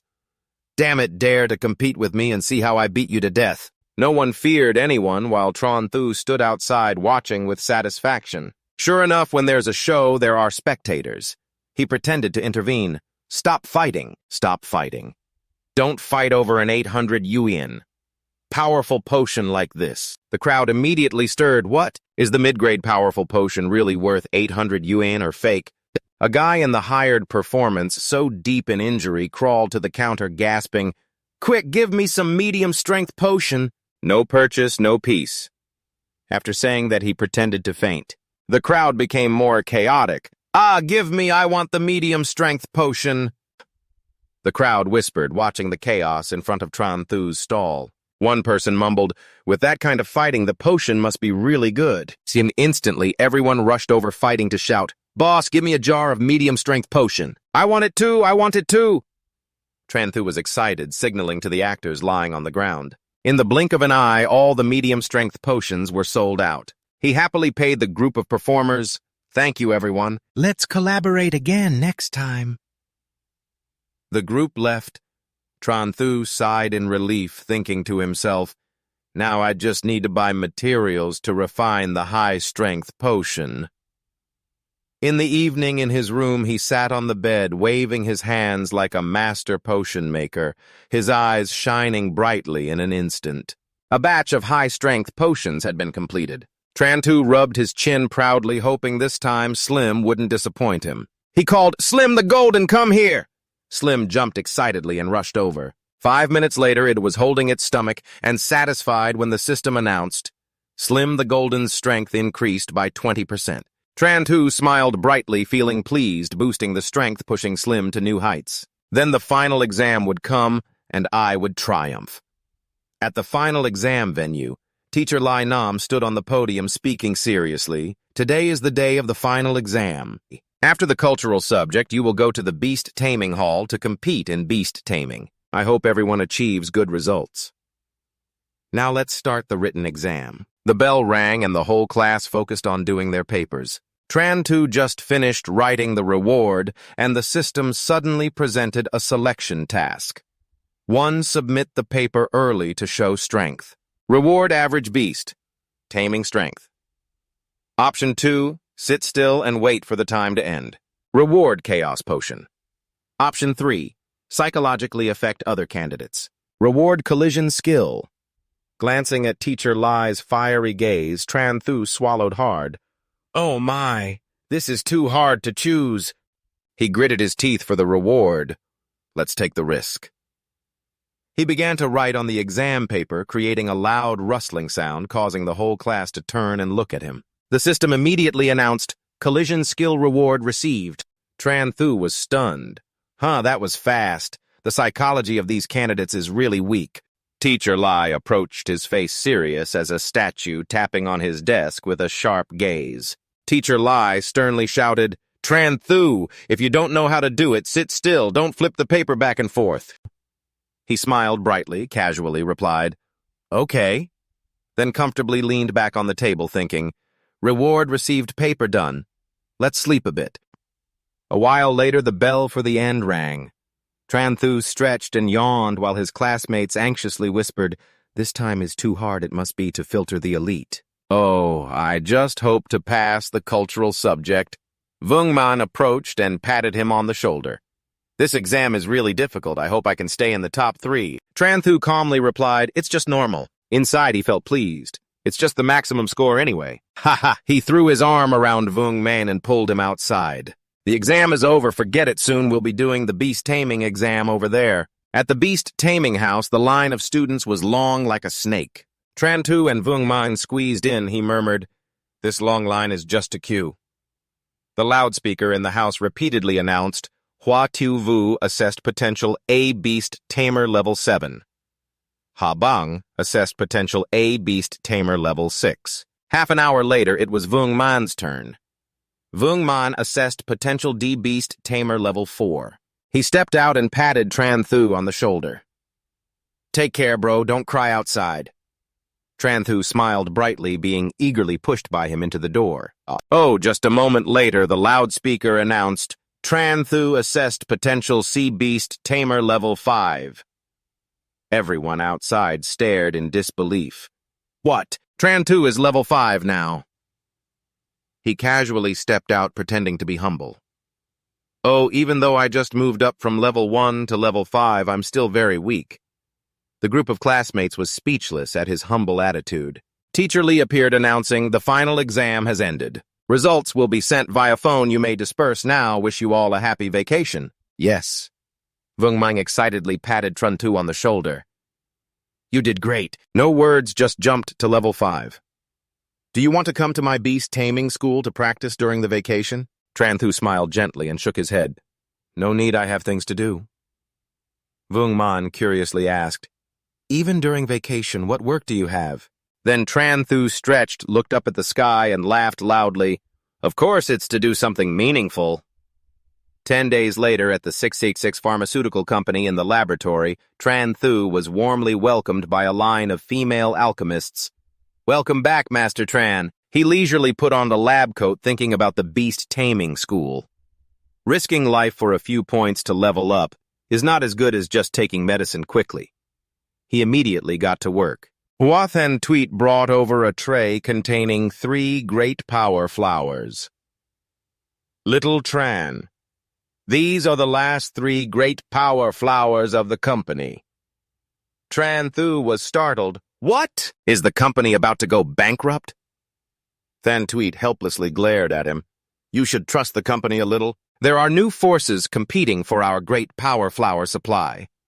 She reassured, "Don't worry, the company's exploration team is about to reach the alternate dimension. New great power flowers will be available soon." Before he could respond, the system displayed a task to join the company's beast taming team for an adventure to the alternate dimension. The reward is a skill book for the spirit contract specialty. Option 2 says, "Why not hurry and sneak away?" The reward is for a medium-level beast tamer. Tranthu didn't hesitate to reply immediately. "Miss Hua, I want to go to the alternate dimension." At home, he enthusiastically packed food and necessary items, feeling excited. "Finally, I can go to the alternate dimension." He reminisced about Tweet's warning, "Okay, but when you go in there, we can't guarantee your safety. Be careful." He rubbed his chin and muttered, thinking Tweet would refuse even prepared reasons, but unexpectedly she agreed so easily. Glancing at the pile of stuff under the table, he mumbled, "We're leaving tomorrow. What should I bring?" "Forget it. Just bring everything. Since I have no experience in survival outdoors, bringing more is not excessive." Suddenly, he tapped his head. "Oh, I almost forgot the skill book." The system made him pull out the skill book for Slim Vang to absorb. The system announced, "Slim Vang has acquired a new skill, Invincible Passive Suppression. Creatures suppressed by Slim cannot actively use skills. Note, ineffective against contracts with spirits higher than a major realm." Tranthu clenched his fists, eyes shining brightly. Very good, prepared thoroughly, just waiting for the departure day. Suddenly a phone rang repeatedly. Tranthu opened it to see the exam results notification. Name: Tranthu Cultural Subject, 396, Beast Mastery, 215, Total Score, 611. Class Rank, 2, Grade Rank 20. He nodded. Not bad, just as expected. Before he could finish reading, Teacher Lee called. He pressed accept and teacher's excited voice came through. Tranthu, you got into the special 12th grade. Tranthu laughed nonchalantly. Oldly, calm down. Wasn't this predicted? At this age, you can't even keep your cool over this little thing. Teacher Lee waved his hand through the phone. I previously misjudged you, so I'm just surprised. I really didn't expect you to be a golden nugget. When Tranthu heard golden nugget, he jumped up yelling, Huh, what nugget? Teacher Lee sternly interrupted. Don't mind the details, I have to inform others too. During the summer break, study hard. The call ended with a beep. He sent it to his entire contact list. Tranthu grinned quickly, typing a message. My brothers, I got into the special 12th grade. He sent it to his whole contact list and congratulatory messages flooded in. The next morning, Tranthu set off enthusiastically. Damn, I've made it into the special class, a leap to the sky. Tranthu wondered if there was a spatial gate in Thanwin. Aha, the special class is amazing. To avoid those without enough strength, misunderstanding the otherworldly space. Tranthu couldn't stop smiling, telling himself, hey, still have to be humble. He glanced at his backpack, thinking, getting into the special class is nothing. Wait until I conquer the otherworldly space, then it will be awesome. He stretched, muttering, It's getting late time to sleep. If I oversleep tomorrow, it's over. With that thought, Tranthu climbed into bed and fell into a deep sleep. He is Chowthuk, the head of the Beastmaster team, a 6-on-6 level Black Iron Beastmaster with 1 star and the uncle of Hua Tiu-Vu. He waved his hand, arriving at the hotel he had booked resting tonight to continue the journey tomorrow. Yes. Tranthu, Tiu-Vu, and Old Dang, another member, replied in unison. Yes. A moment later, the whole group arrived at the hotel. As night fell, they sat in the restaurant. Tranthu, Chowthuk, and Old Dang chose their dishes while Tiu-Vu asked to leave early. Uncle Cho wondered, Tiu-Vu really isn't eating rice. Tranthu replied, She said she wants to rest. Uncle nodded. Then let the girl rest. Yes. Serve me rabbit stew, steamed fish, and crispy fried locusts. The waitress smiled brightly. Yes, brother. Tranthu widened her eyes. Is the dish made from wild beasts? Uncle Chow nonchalantly, Of course, yes. The Thanwin forest is close. The wild beast meat here is cheap, considered a specialty. Tranthu stroked her chin in admiration. So that's how it is? Suddenly a voice rang out. Oh, isn't that the Beastmaster Chowthuk, renowned for his fame? A man in colorful clothes walked over. Huang V. Chowthuk sneered. Huang has the wild fox you fought last time learned its lesson. Still not convinced, Huang V's underlings clenched their fists angrily. Do you want to die? Huang V coldly pulled the guy's shoulder. Kid, you're back. He pulled a chair and sat down at another table, casually ordering food and sitting down to eat. Uncle Chow raised an eyebrow and smiled. Come eat with us, Ka. Tranthu was waiting for drama when suddenly the system rang out. New mission, choose 1 summon. Slim gold directly with a reward of leveling up Beastmaster Black Iron and an international flight ticket. Black Iron. Option 2. Focus on eating with a reward of the contract spirit's food amount increased by 5%. Option 3. Show Huang V some colors with a reward of Slim Gold's defense power increased by 10%. Tranthu's eyes lit up, thinking, Damn it, straight up to Black Iron. But glancing at the shiny soldiers outside, he swallowed hard and cautiously asked Uncle Chow, If I use the contract spirit to fight them, what would be the consequences? Uncle Chow coughed and spat, Don't provoke. Tranthu is not to be punished. The army will execute it on the spot. Didn't you say you wouldn't cause trouble? 9. Tranthu sulked, Then I won't choose one. Choosing 3 could also cause conflict. The soldiers will jump in, but choosing 2 is unacceptable.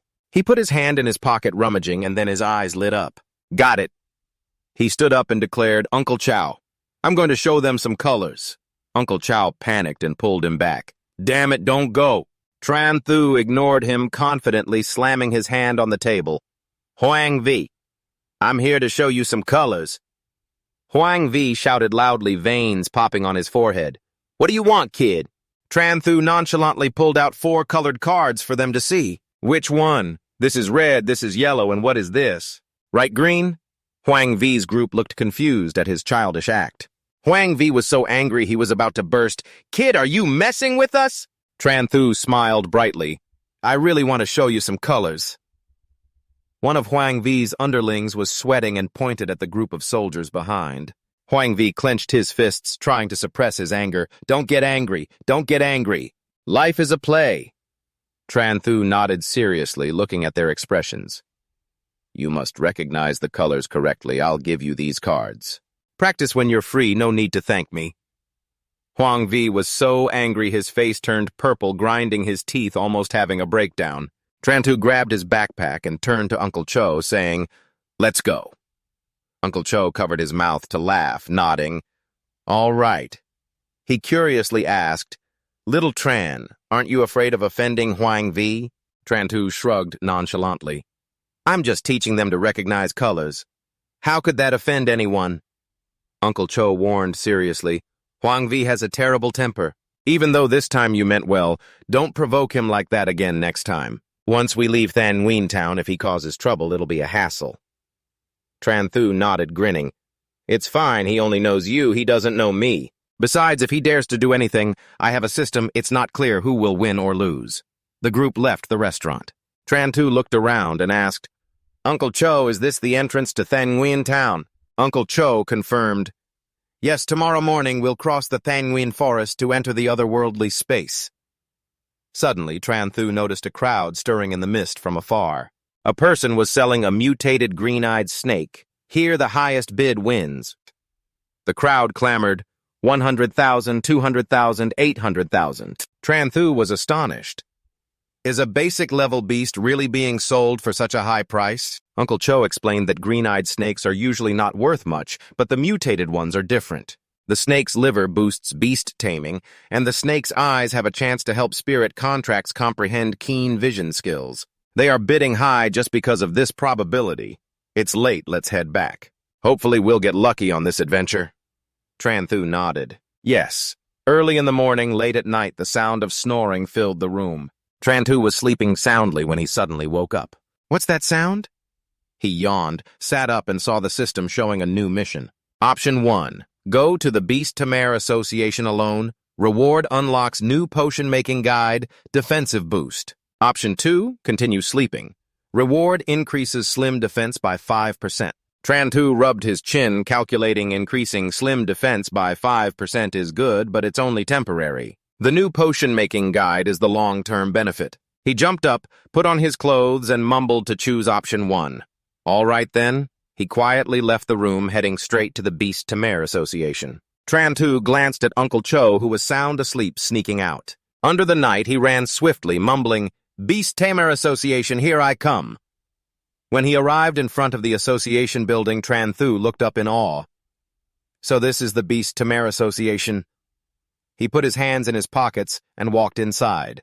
The atmosphere was lively with trading booths, information, otherworldly space maps, beast images, and the mission hall. There's a lot to do here. He curiously wandered around and finally stopped at Mission Hall 4. Before him was a list of missions. Mission name, collect Thanshi, grass difficulty. Normal content, collect at least 5 kilograms of Thanshi grass must be fresh harvested within 10 days. Mission name, capture a mutated green-eyed snake. Difficulty, hard content. Capture 1 live mutated green-eyed snake. Mission name, hunt and kill the Ice Lord.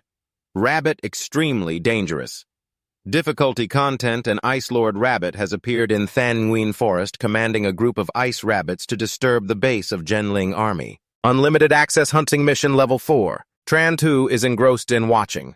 When the system suddenly presents a personal mission, choose to accept any normal level mission average reward for beast control. Choose 2 to accept the mission to hunt and kill the Ice Lord. Rabbit reward skill. Giantization. Increase 1 level in the title Kill Lord damage of spirit contract against Lord Beasts increases by 5%. Tranthu's face changed, muttering jokingly.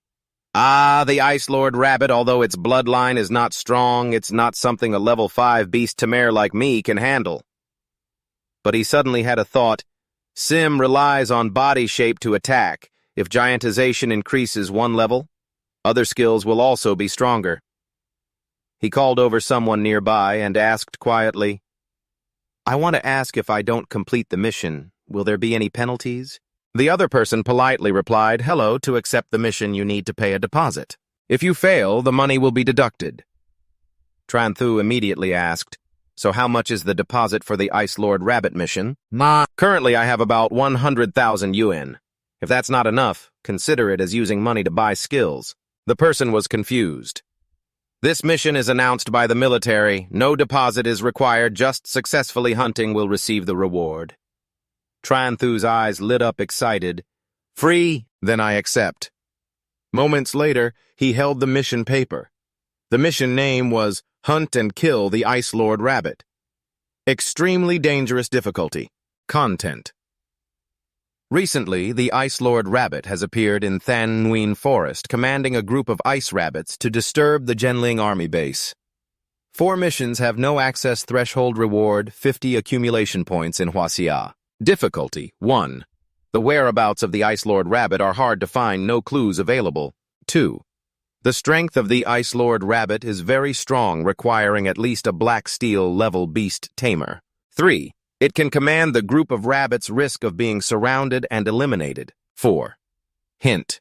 The ice rabbit suffers from a severe cleanliness obsession suitable for living in dry environments.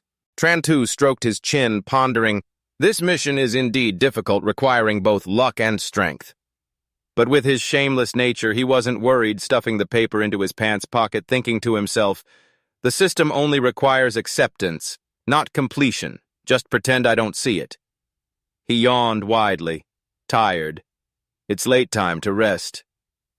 Tranthu wandered back to the hotel, sneakily slipped into his room, climbed onto the bed, and slept soundly. The next morning, Chow Thuk, carrying a backpack, said decisively, let's go. Today we will enter the otherworldly space in Thanwin Forest. Tranthu smiled brightly. Yes. The 4 of them moved to an area covered in thick fog. The military guarded strictly. Each person swiped their card to confirm entry. Tranthu stepped into the foggy area, walking a bit before a dense forest appeared before him. He gasped, is this Thanwin Forest? Uncle Chow smiled, yes, let's go. The whole group left the Genling army base. In the sky, a sharp gaze suddenly appeared from somewhere, closely watching them as they walked. Tranthu jumped at the rustling sound from the tree canopy. He turned around abruptly, horrified, and shouted, damn it! As a shadow rushed down. The other 3 looked at him in panic. Tranthu quickly smiled in a flash, summoned Slim, the golden, flattening it. Slim appeared, immediately activated giantization, becoming huge, crushing the giant snake to the ground. The snake struggled, biting wildly, making hissing sounds. Tranthu breathed a sigh of relief, stepped back, and teasingly stuck out his tongue. Nah, can't reach. He jumped closer to the snake. I'm back. It just stretched out. He jumped to another spot. Can't reach, and then covered it again. I'm back. The other 3 stood frozen, as if glued, watching him provoke the snake. The snake roared angrily, finally rolling over, dead on the ground, eyes wide open. Da Chao shook his head, sighed. Oh, it's just a level 5 fake snake. Why endure this? He summoned Black Wolf and gave Black Wolf a meal. The wolf opened its mouth and swallowed the snake whole. Chao turned away. Let's go. Xiaovu sit on the flamebird to scout ahead. Xiaovu nodded, yes. She summoned the flamebird and climbed on. Tranthu's eyes lit up. Little Xiaovu, let me carry your backpack. Xiaovu refused. No need. But he quickly snatched the backpack, jumped onto the flamebird's back, smiling brightly. It's okay, I have good news for you. I got into Special Class 12. Later in college, we will be classmates. Helping each other is normal. Xiaovu was surprised. You passed the special class. He scratched his head, chuckling. That's right, I didn't even study and still passed.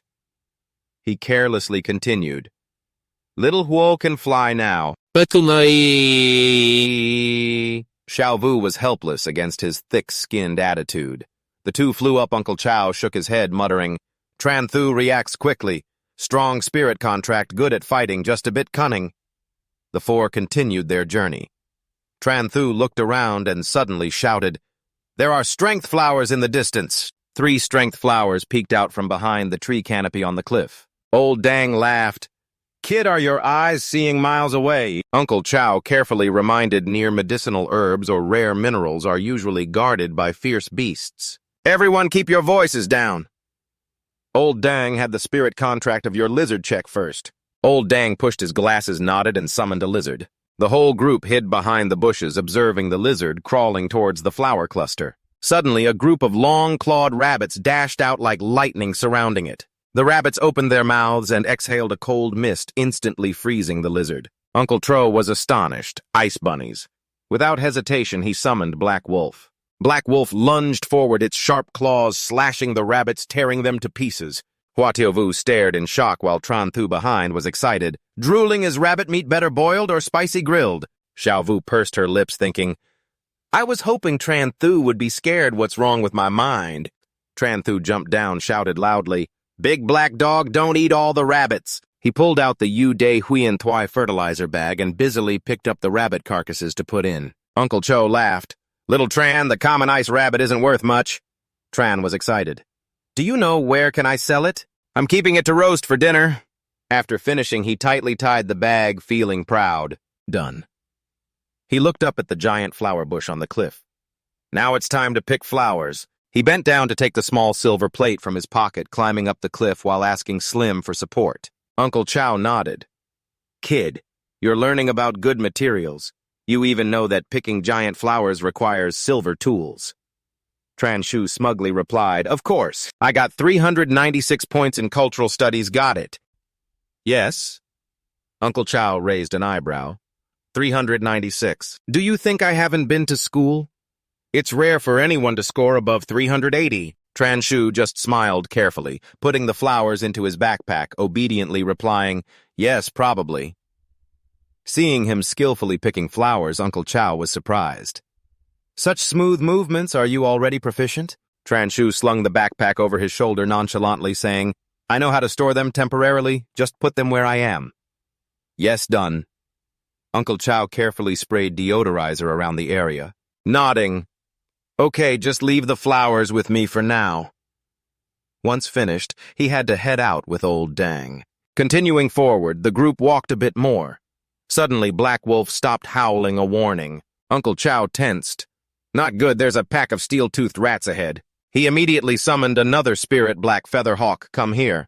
Uncle Chow climbed onto the back of the Black Feather Hawk, shouting, "Little Vu, let the firebird fly as high as possible." The two birds soared into the sky, and he reminded, "Hold on tight, don't fall." As they flew up, the ground trembled, rumbling. Transhu gaped down. "Oh my God, rats have become spirits!" A pack of brown-gray, steel-toothed rats rushed out, their sharp claws and incisors gleaming, chittering. Those without flying spirits could only scramble to run, screaming, "Help me!" Dust and smoke filled the air. The cries for help echoed loudly. Hua Tiovu hesitated and turned to him. "Can we help them?" Uncle Chow shook his head, helplessly frowning. A guy clung tightly to a tree, panting, "Is this the end?" But the rats began gnawing at the tree roots, crack, crack. The guy panicked. "What, gnawing on the tree too?" Uncle Chow yelled, "Little Vu, get out of here!" Transhu and Little Vu were sweating, watching the dust cloud below, the sound of the rats gnawing crack, crack non-stop. The guy in the tree noticed them screaming, "Help me!" Uncle Chow just shook his head, a look of regret in his eyes. The guy's face turned pale, roaring, "If that's the case, I'll die and take you with me." He summoned a snake that charged straight down at the rats. The snake unexpectedly lunged towards the Black Feather Hawk, but Uncle Chow maneuvered the spirit to dodge in time. The ground was devastated, the rats scattered, leaving a pool of red blood. The whole group stared down in shock. Uncle Chow suddenly caught sight of an old rat with sharp, cold eyes, gnawing on a pine nut, staring at them. He tensed, steel-toothed rats of the Lord level. "Everyone hold on tight. Falling down means certain death." The Lord Ice Rabbit raised its head, its sharp gaze sweeping over the two pig birds in the sky. The four held their breath, nervously watching. Fortunately, it only squeaked coldly and led the swarm of mice to retreat quickly. Tranthu breathed a sigh of relief. Finally, it's gone. Hua Tuvu sadly turned to him. Why didn't we save them earlier, Uncle Chow? He said in a deep voice. You saw it. That person wanted to drag us to die with them. Lomtin has strict laws, a strong law enforcement agency, but the otherworldly space does not. Here, even if you are killed, no one would know. I hope you don't become a bad person, but also don't be a good person at the wrong time or place. Tuvu closed his eyes and softly replied, I understand. Tranthu quietly looked at Uncle Chow, surprised by that profound statement. Uncle Chow ordered, All right, let's leave here. It would be troublesome if they come back. Two birds soared across the evening sky. As night fell, the group stopped to rest. Tranthu lit a fire, roasted a rabbit, filling the air with a delicious aroma. Uncle Chow praised Little Tran. Turns out you brought a rabbit to roast, and even prepared spices. It smells great. Tranthu smiled brightly. I brought the spices with me, afraid of getting hungry. The whole group sat around enjoying the meal. Uncle Chow nodded. The taste is not bad. Tonight, we will take turns keeping watch.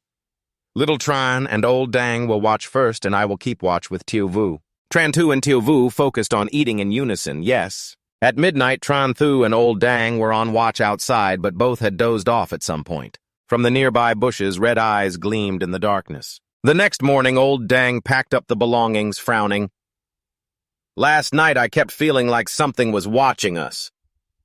He asked Uncle Chow, Brother, was there anything unusual last night? Uncle Chow shook his head. Not at all. Old Dang was confused. Must have been an illusion. Uncle Chow frowned. An illusion? Tuvu and Tranthu had climbed onto the back of the Liet Hua Diu. Tuvu called out, Uncle Chow, Old Dang, let's set off. Uncle Chow nodded. All right. All four climbed onto the Tin Lin Keuk and soared into the sky. The deeper they went into the Thanwin forest, the more fierce beasts appeared. Thanks to Hak Lang, they passed 7 days without encountering danger. During this time, the group caught 3 green-eyed snakes and gathered quite a few medicinal herbs. After 7 days, Uncle Chow encouraged, Today is the last day in the Thanwin forest. Everyone lift your spirits. Don't let failure come at the last moment.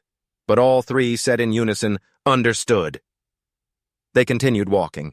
While advancing, Chow suddenly stopped. A fork in the road appeared before him with 2 paths. At the same time, a mission appeared for Tranthu. Choose one to turn left to challenge the level Black Steel Beast. The reward is a 5% increase in Slim Gold power. A second option, turn right to collect level 2, Thiet Hawk Fruit. The reward is a 10% increase in Slim Gold defense. A third option, go straight to explore the Thanwin forest. The reward is just an average level defense. Tranthu rubbed his chin in delight. The system is quite meticulous, even specifying what lies ahead. All right, let's make a bet. Old Dang spoke up. Captain, which way should we go now? Uncle Chow hesitated. Tranthu quickly interjected. Uncle Chow, wait a moment while I draw a fortune and then decide. Uncle Chow was suspicious. You know how to tell fortunes?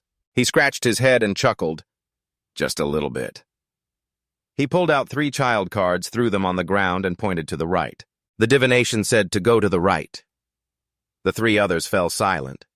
Uncle Chow helplessly looked at the pile of cards, mumbling, If it's the right, then it's the right anyway. I don't know which side to choose. The group continued on their way.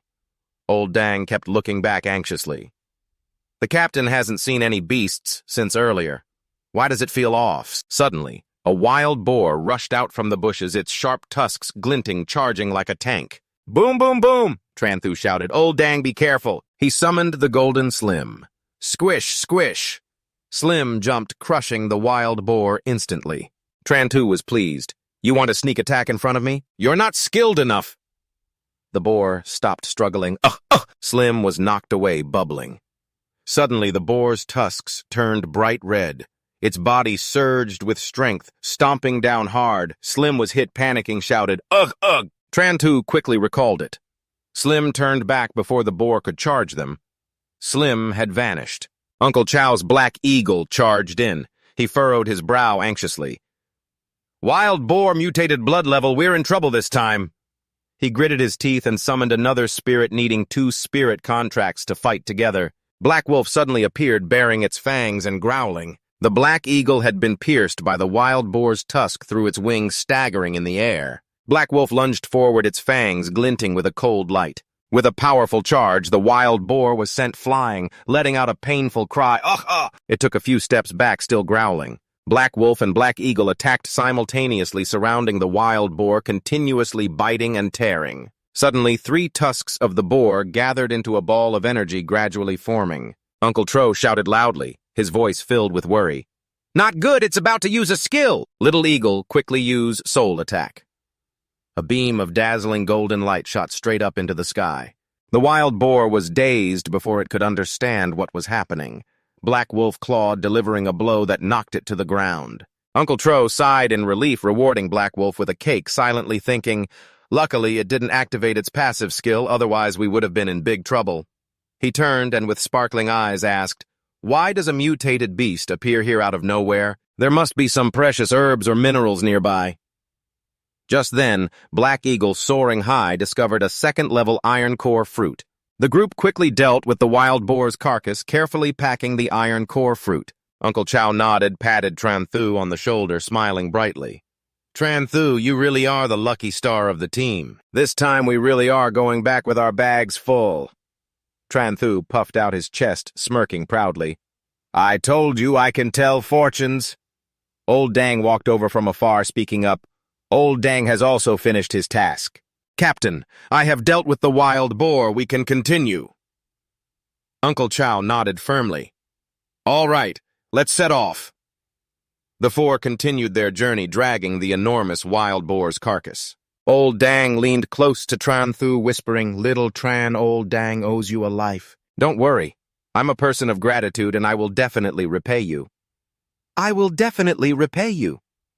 Tranthu waved his hand and laughed carefreely. No need, it's all small matters." Suddenly, a fierce beast rushed out from the bushes. Black Wolf swiftly sliced the 2 snakes in half before the horrified eyes of Old Dang. Uncle Chow hurriedly reminded, his voice stern. Uncle Chow reminds everyone to stay focused. Pay attention to the surroundings. Absolutely do not get distracted. Old Dang slumped, nodded. "Okay, got it." The group walked a bit further and finally found an open area to rest. Uncle Chow ordered, "Today we will stop here for the night, and tomorrow morning we will head back." The whole group exclaimed as Tranthu unexpectedly discovered a sparkling beehive nearby. Eyes lighting up with excitement today. "We are in for a treat. Little Lang, help me get the beehive down." Black Wolf obediently grabbed the shiny beehive and placed it in his hand. Tranthu happily lifted the beehive, beaming, "Tonight I will make wild boar meat with honey sauce for everyone." At night, after a hearty meal, Old Dang lay beside Tranthu, whispering, "I say, Little Tran, you should choose to study at the Imperial Beast University. You will definitely excel more than being a freelance beast master."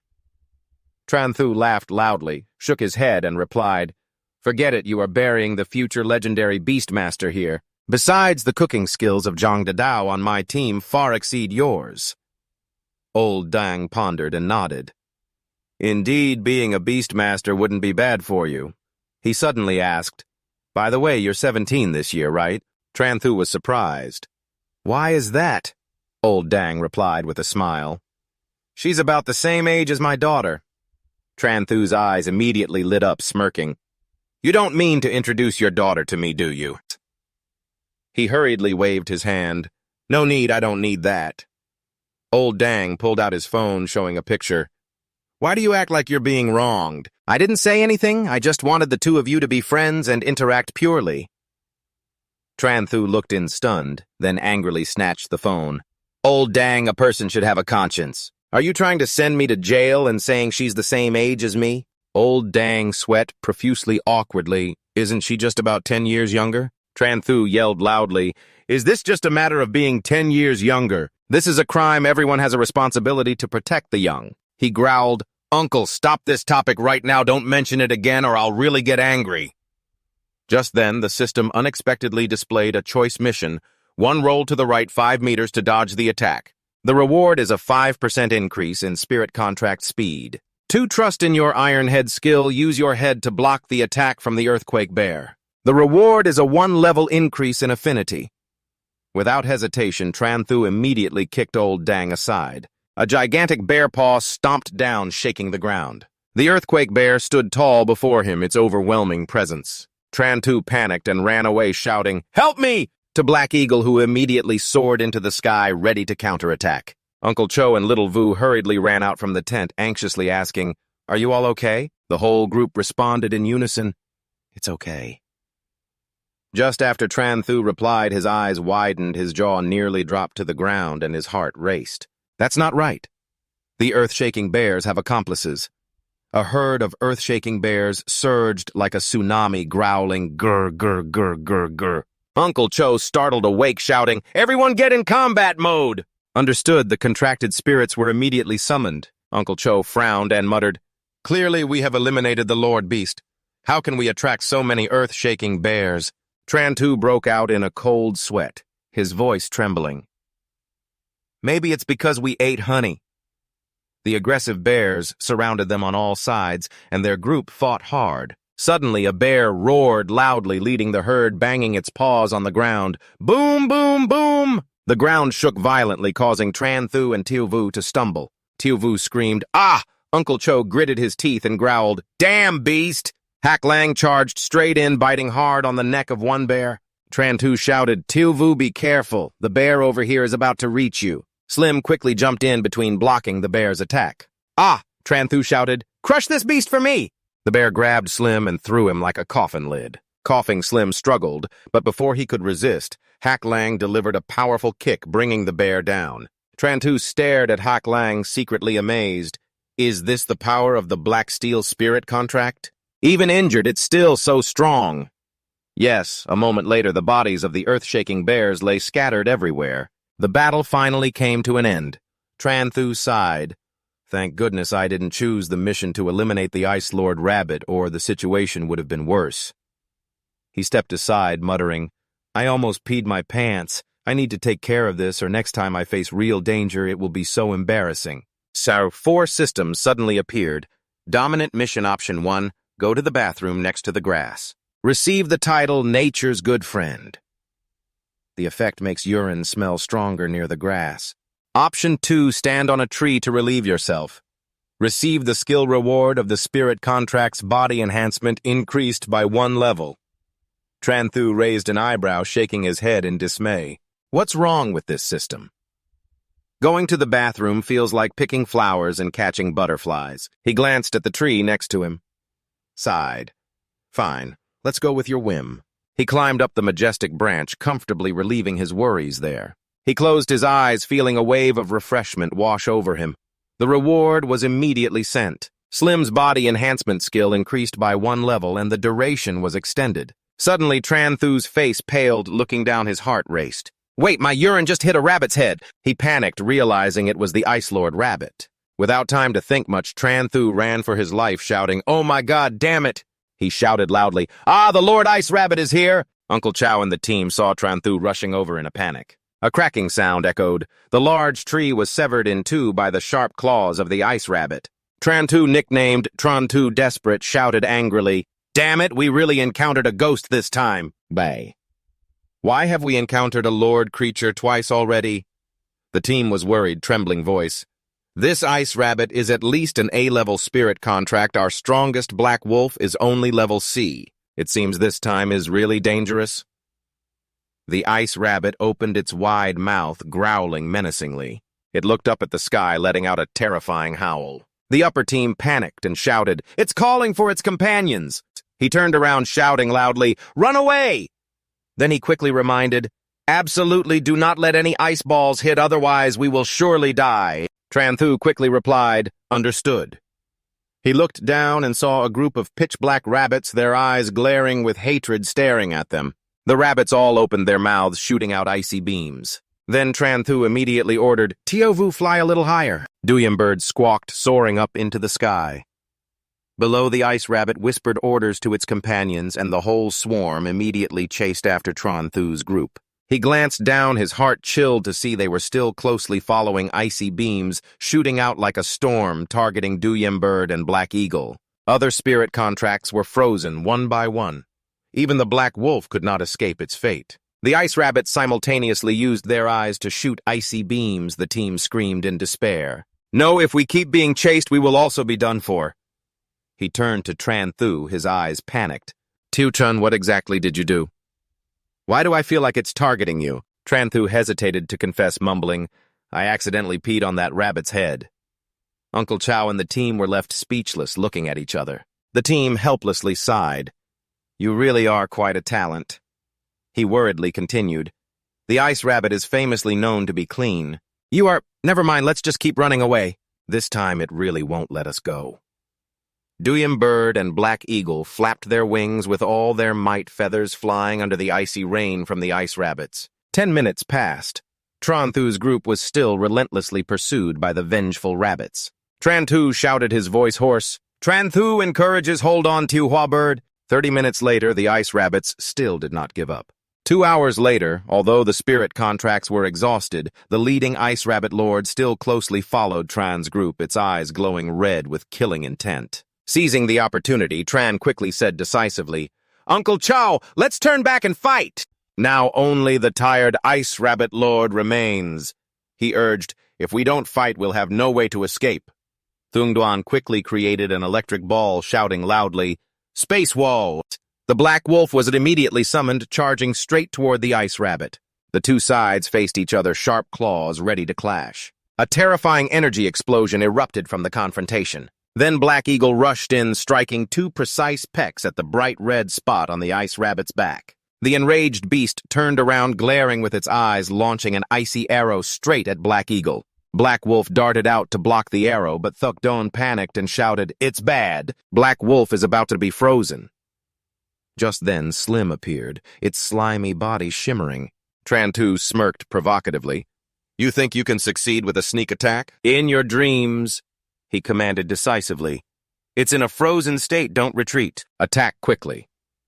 Black Wolf, despite the pain from the icy strike, roared fiercely along with Black Eagle in a counterattack. The ice rabbit's eyes were bright red, aggressive, and fearless. Tranthu shouted loudly, Fall back! The ice rabbit shot many more icy arrows, but both spirit contracts dodged them. Tranthu immediately ordered, Now's the time, everyone charge in. The 4 spirit contracts charged in for a full assault. The ice rabbit remained defiant, its body covered in a disgusting liquid. Suddenly the ground beneath it cracked open and the beast leaped up, landing to crush Black Wolf. Ice crystals slowly grew from the bushes around. Tranthu hurriedly intervened, his voice urgent, Don't go over there. The temperature around is dropping. On the battlefield, the Ice Lord Rabbit unleashed a massive surge of energy, shooting straight up into the sky like a freezing flame. Old Dang worriedly said, his voice trembling, What should we do? Black Wolf hasn't escaped yet. If we don't rescue it right away, it will die. The Thuongduan was also confused, turning to ask Little Tran, What should we do? Tranthu smiled confidently. Just leave it to me, Slim. With sparkling eyes, signaling readiness to fight, it quickly crawled toward the rampaging ice rabbit. Little Vu anxiously said, his voice trembling, Tranthu letting Slim go over there now is like sending it to its death, right? He smirked and replied decisively, How could it be sending it to its death? Slim immediately leaped, throwing Black Wolf out of the ice rabbit's grip.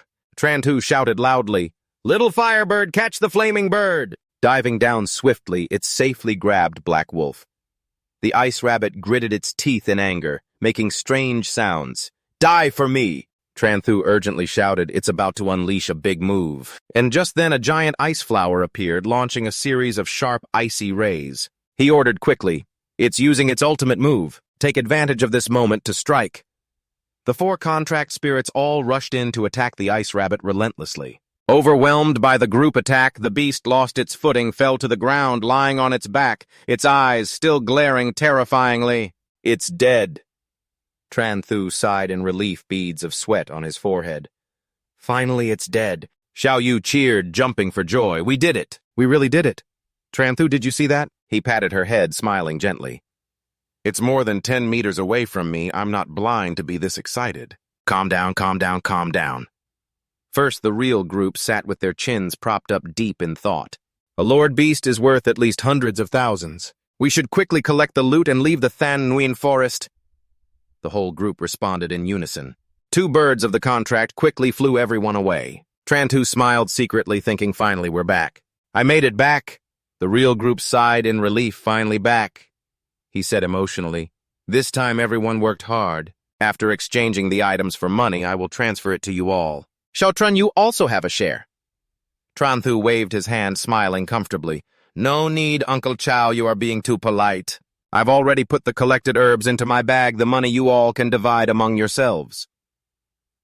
The real group patted Tranthu's shoulder, their eyes filled with admiration. "Your movements are really quick. It makes me feel embarrassed." Tranthu smiled brightly, waving his hand politely. Then the real group said seriously, "Tonight everyone should tidy up a bit here. Tomorrow morning we will return to Namjang City." The whole group responded in unison, "Yes." Time passed quickly. The sky was dark. Tranthu quietly left, holding the head of the Ice Lord Rabbit, heading straight to the Beast Tamer Association. The receptionist was stunned when she saw the head, shouting in shock. You really are the Ice Lord Rabbit," Tranthu casually replied while chewing on rabbit meat. "Nonsense. If this isn't the Ice Lord Rabbit, then what is it? Hurry up and complete the mission for me."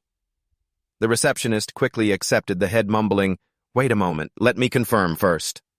A man approached, introducing himself as Ta Sun, a soldier of the Lingzhen army. Tranthu shook his hand, smiling friendly. "Hello, I am Tranthu. Brother, want to try some rabbit meat?"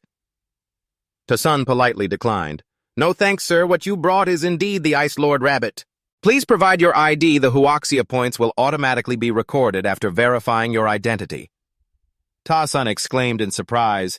"You're only 17. Tranthu raised his eyebrows and smiled lightly. "Doesn't it look like it?" Ta Sun shook his head, his eyes full of admiration. "It's not just a little surprising that at 17 you can hunt the Ice Rabbit Lord.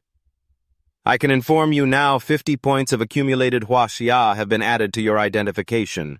You can go to the government agency to exchange for resources at any time." Tran nodded, smiling comfortably. "Thank you. If there's nothing else, I'll take my leave." Ta Sun replied briefly, "Okay."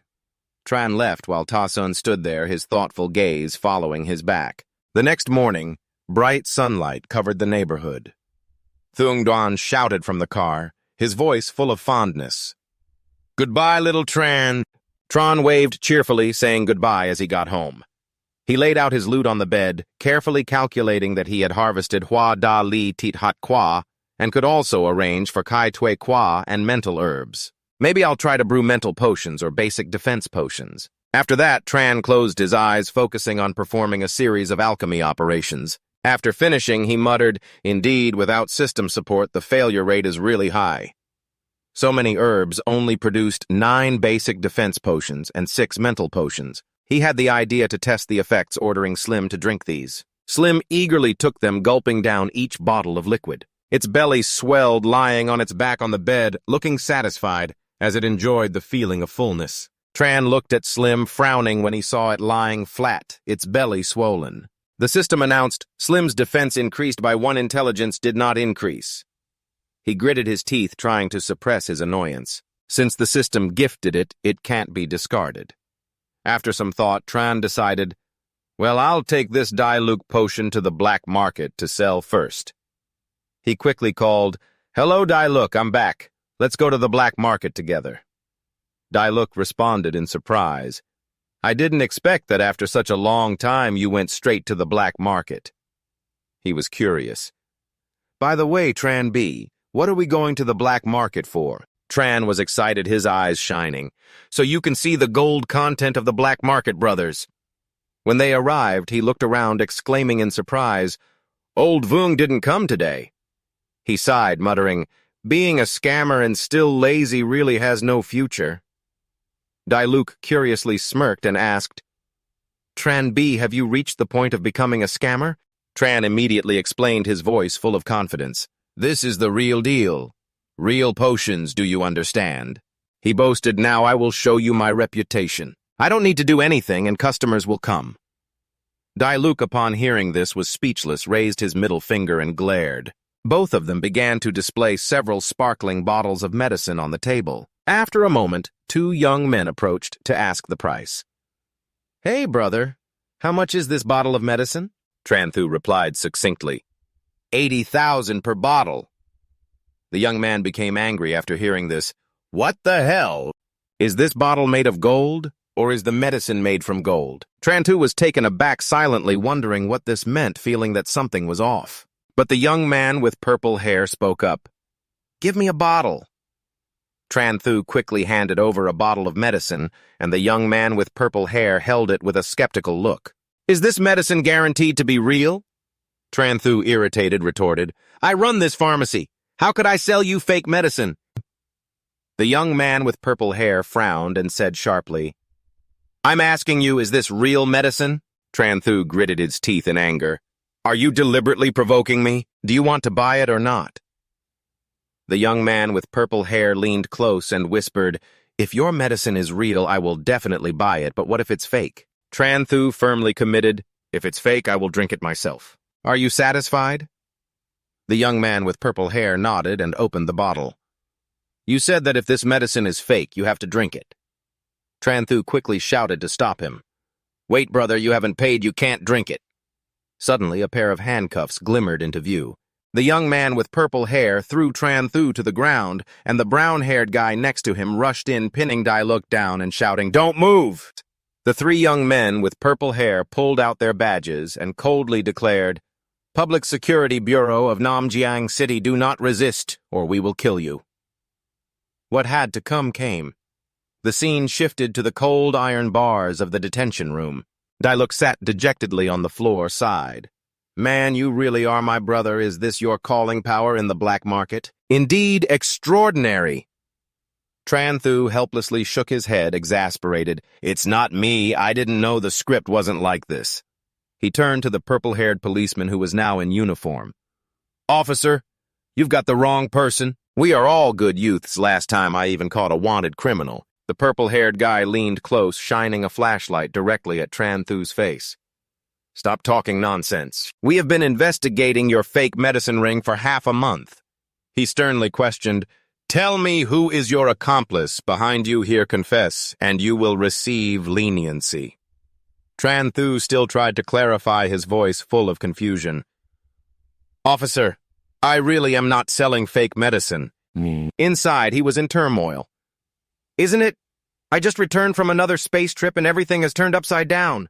The purple-haired guy squeezed his hand threateningly, really not seeing the coffin, not shedding tears. He ordered us to bring the victims in for identification. Let's see what you have to say then. Afterwards, Tranthu and Diluk were dragged out in front of the crowd. The policeman shouted loudly, Look, is that him? The crowd immediately erupted, pointing and shouting, It's him, it's definitely him. Diluk's eyes widened, his face pale.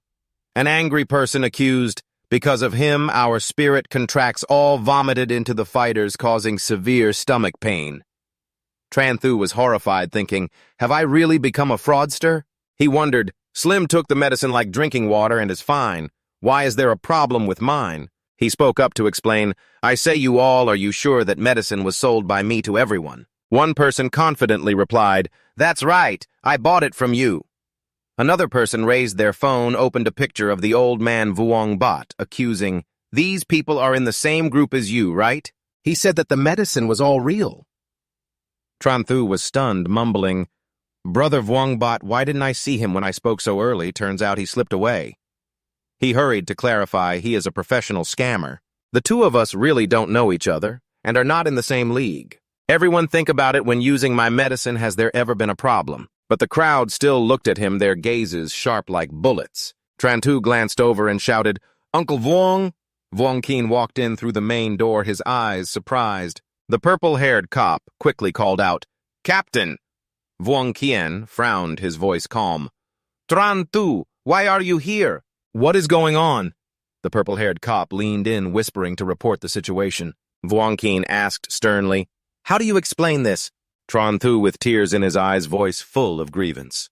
Uncle Vuong, we are truly wronged. No matter how short on money I am, I cannot sell fake medicine. He insisted. My medicine comes from the 666 pharmaceutical company. If you don't believe me, I will call someone from the company to confront you. Hearing this, Vuong Kien and the cop nodded in agreement. Vuong Kien handed his phone to Tranthu. A message from Uncle Chow appeared. Little Tran, tonight the Beastmaster group will celebrate a bit. Are you coming over for dinner? Tranthu quickly recounted the situation, his voice anxious. Uncle Chow, I've been caught by the Spirit Regulation Bureau. They said I sold fake medicine. Uncle Chow replied immediately. Seeing you didn't respond to my message, I thought you turned off your phone. I didn't expect you to be caught. Wait a moment, I'll be right there. After reading it, Tranthu smiled with satisfaction. At the police station, it was already dark. Tranthu and Dai Luke sat dejectedly, their faces gloomy. Uncle Chow finally arrived, teasing, "Little Tran, how's the prison food?" Tranthu sulked, glaring at him. "Uncle Chow, don't say that. If you keep talking like that, sooner or later I'll regret it in jail." Uncle Chow turned to Vuong Qian, laughing. "Brother Vuong, long time no see." Vuong Qian responded warmly. "Long time no see." "Yes," Vuong Qian curiously asked, "is the medicine that Dai Luke sold on the black market from your company?" Uncle Chow nodded confidently. "It is indeed all from our company." "Yes." Vuong Qian breathed a sigh of relief, nodding. "So that's the case, then there's no problem." "You kids go home." Uncle Chow clapped and laughed heartily. "Let's go, little friends."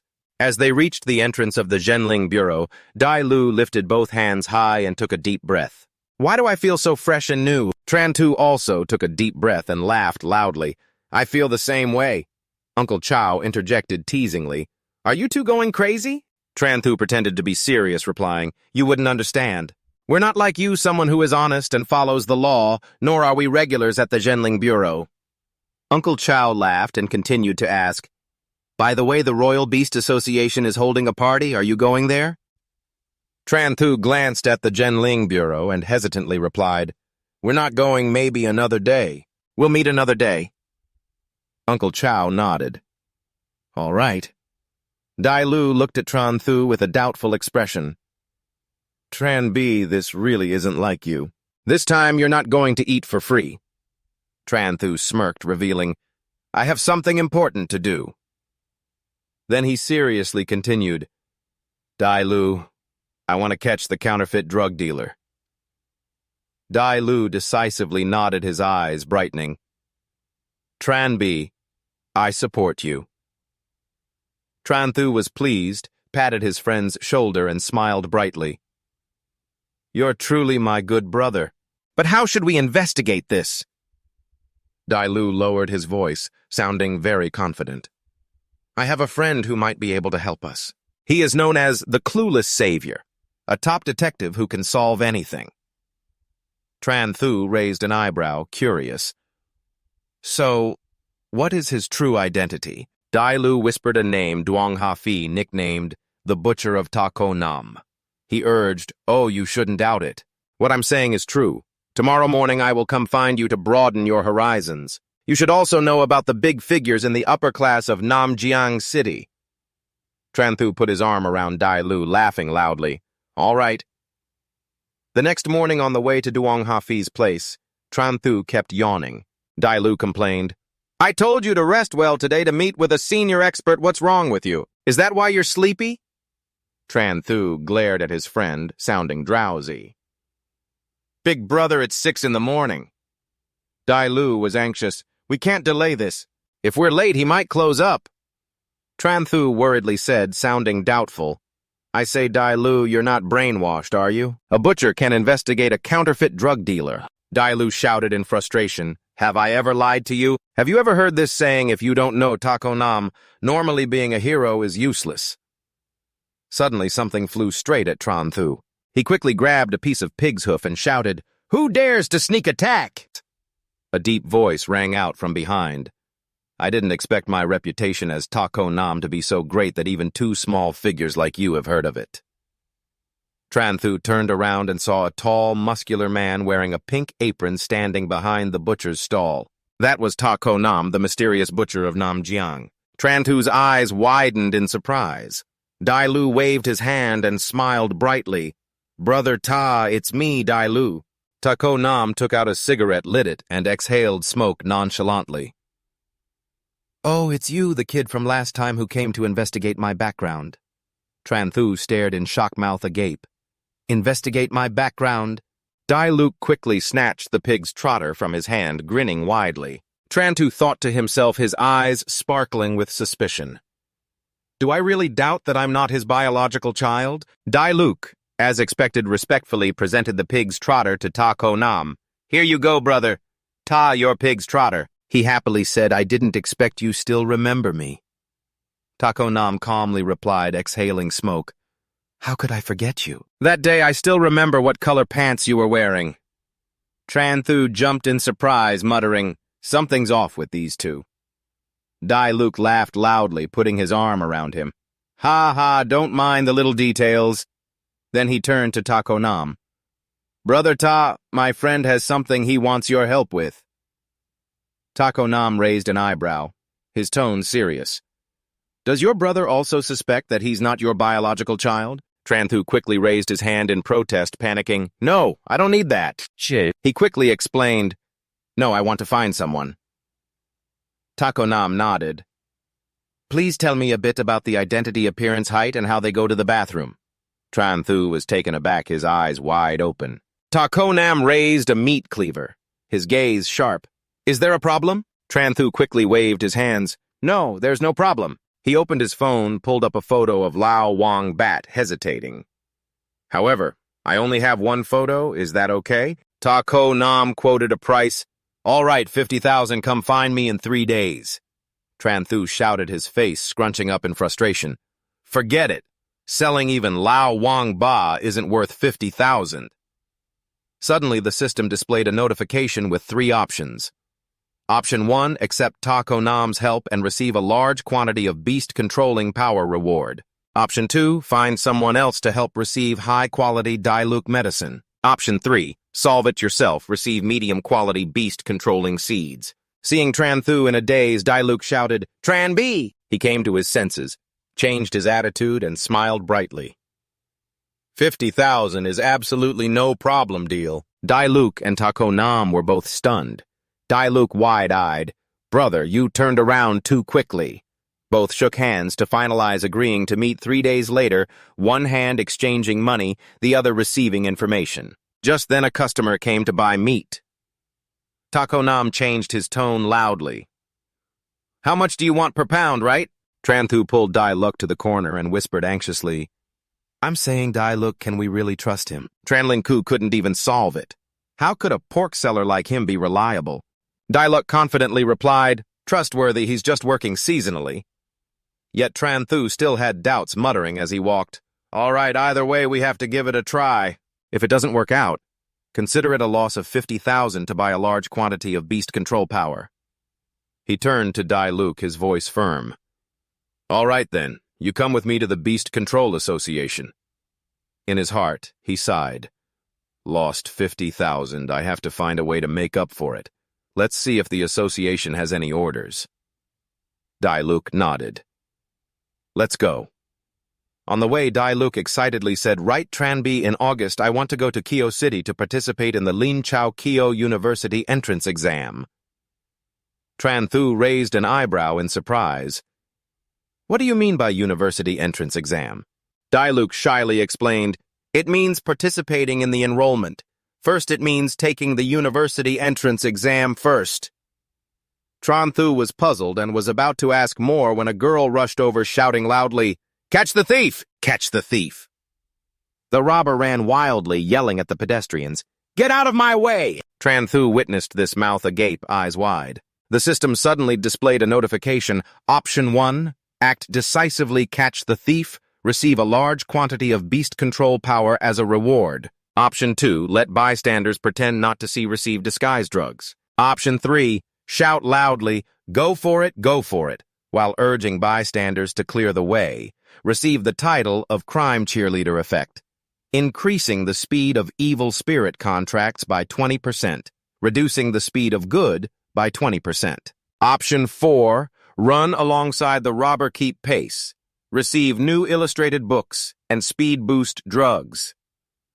Tranthu snorted without hesitation, chased after the robber, shouting loudly, Stop!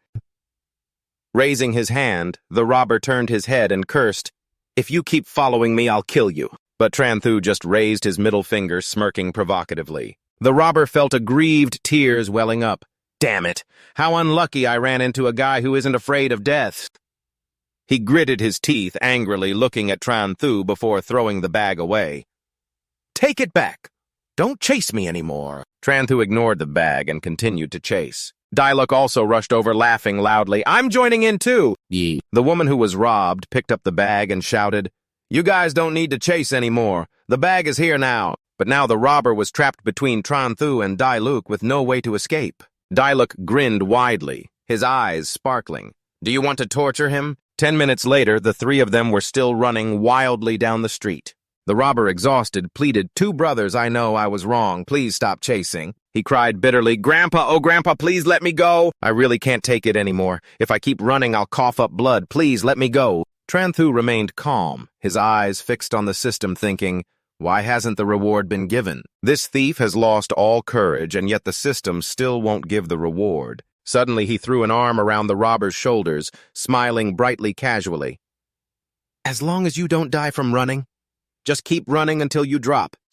Passers-by watching the scene mistakenly thought the three were in a running competition, praising, chasing the sun. How full of energy today's youth is truly admirable. And one person even cheered, That's right, not like my lazy child at home still sleeping.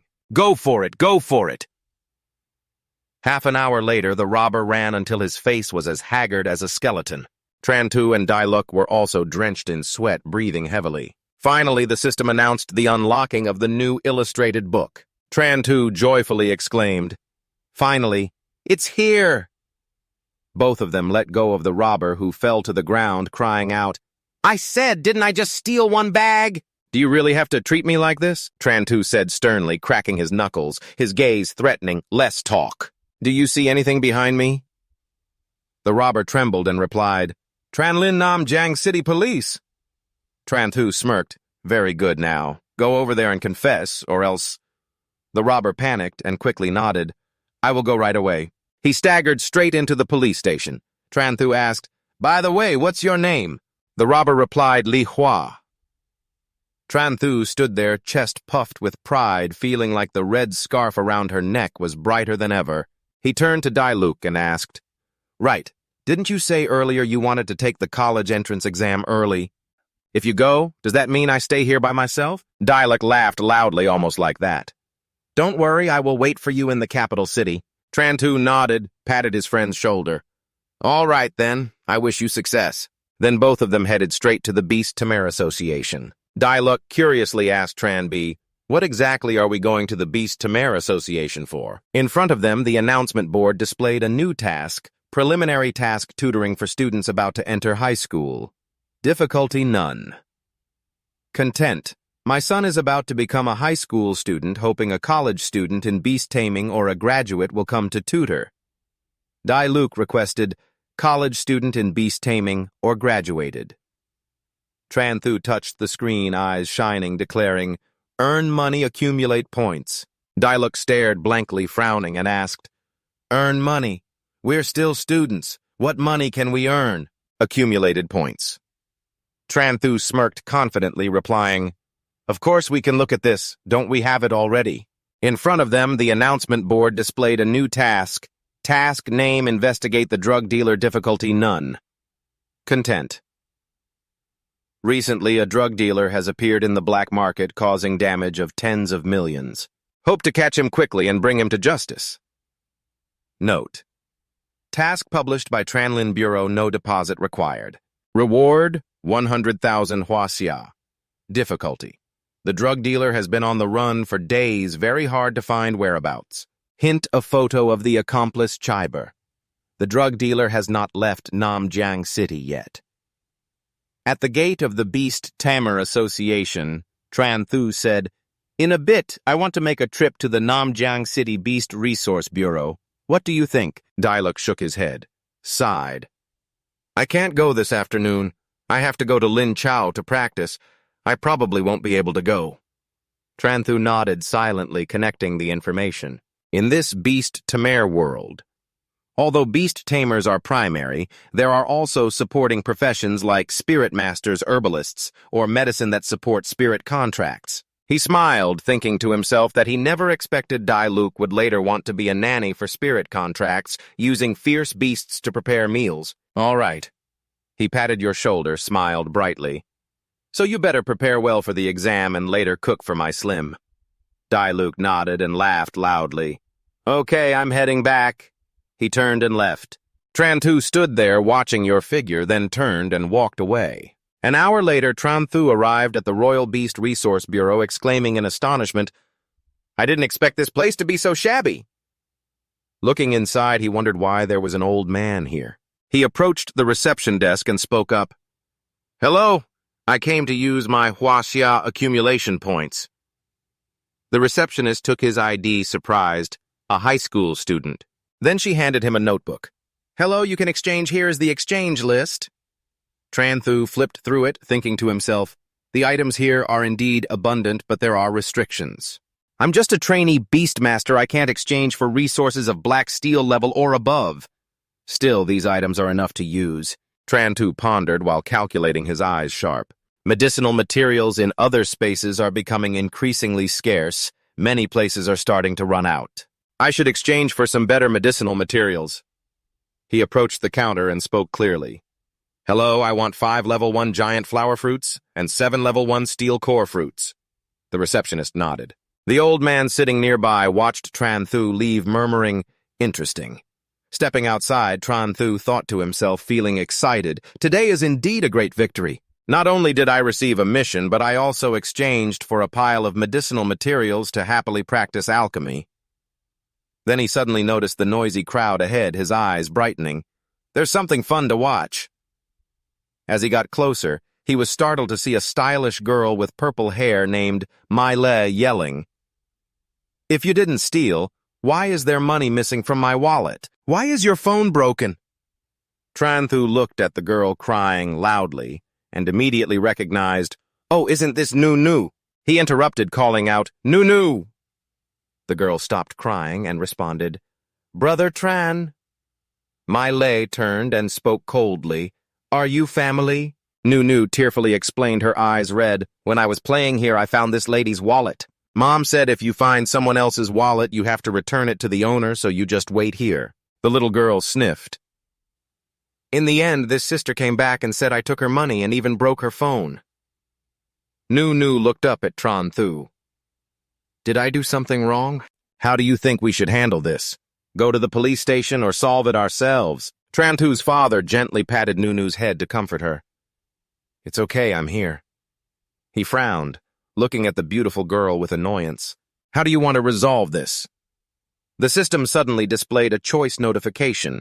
1, compensate for the lost money to the other party, receive the title, Money is like Trash, Collision Effect. 2, ignore the other party, leave with Noo, receive mid-grade ice welding medicine. 3, argue with reason, apply special measures when necessary to make the other party apologize, receive a large number of beast control power. The 2 beautiful girls threatened, compensate me double the amount lost and you also have to replace the phone and wallet. If not, I will call the police. Tranthu smirked. You must be dreaming. He analyzed sharply. You said there were 10,000 yuan and a phone in the bag, but there is nothing in the bag. Of course it's not your bag. What am I supposed to compensate? Myle stayed silent, her face flushed with anger, unable to speak. Tranthu snatched the handbag from her hand, shouting, Give it here!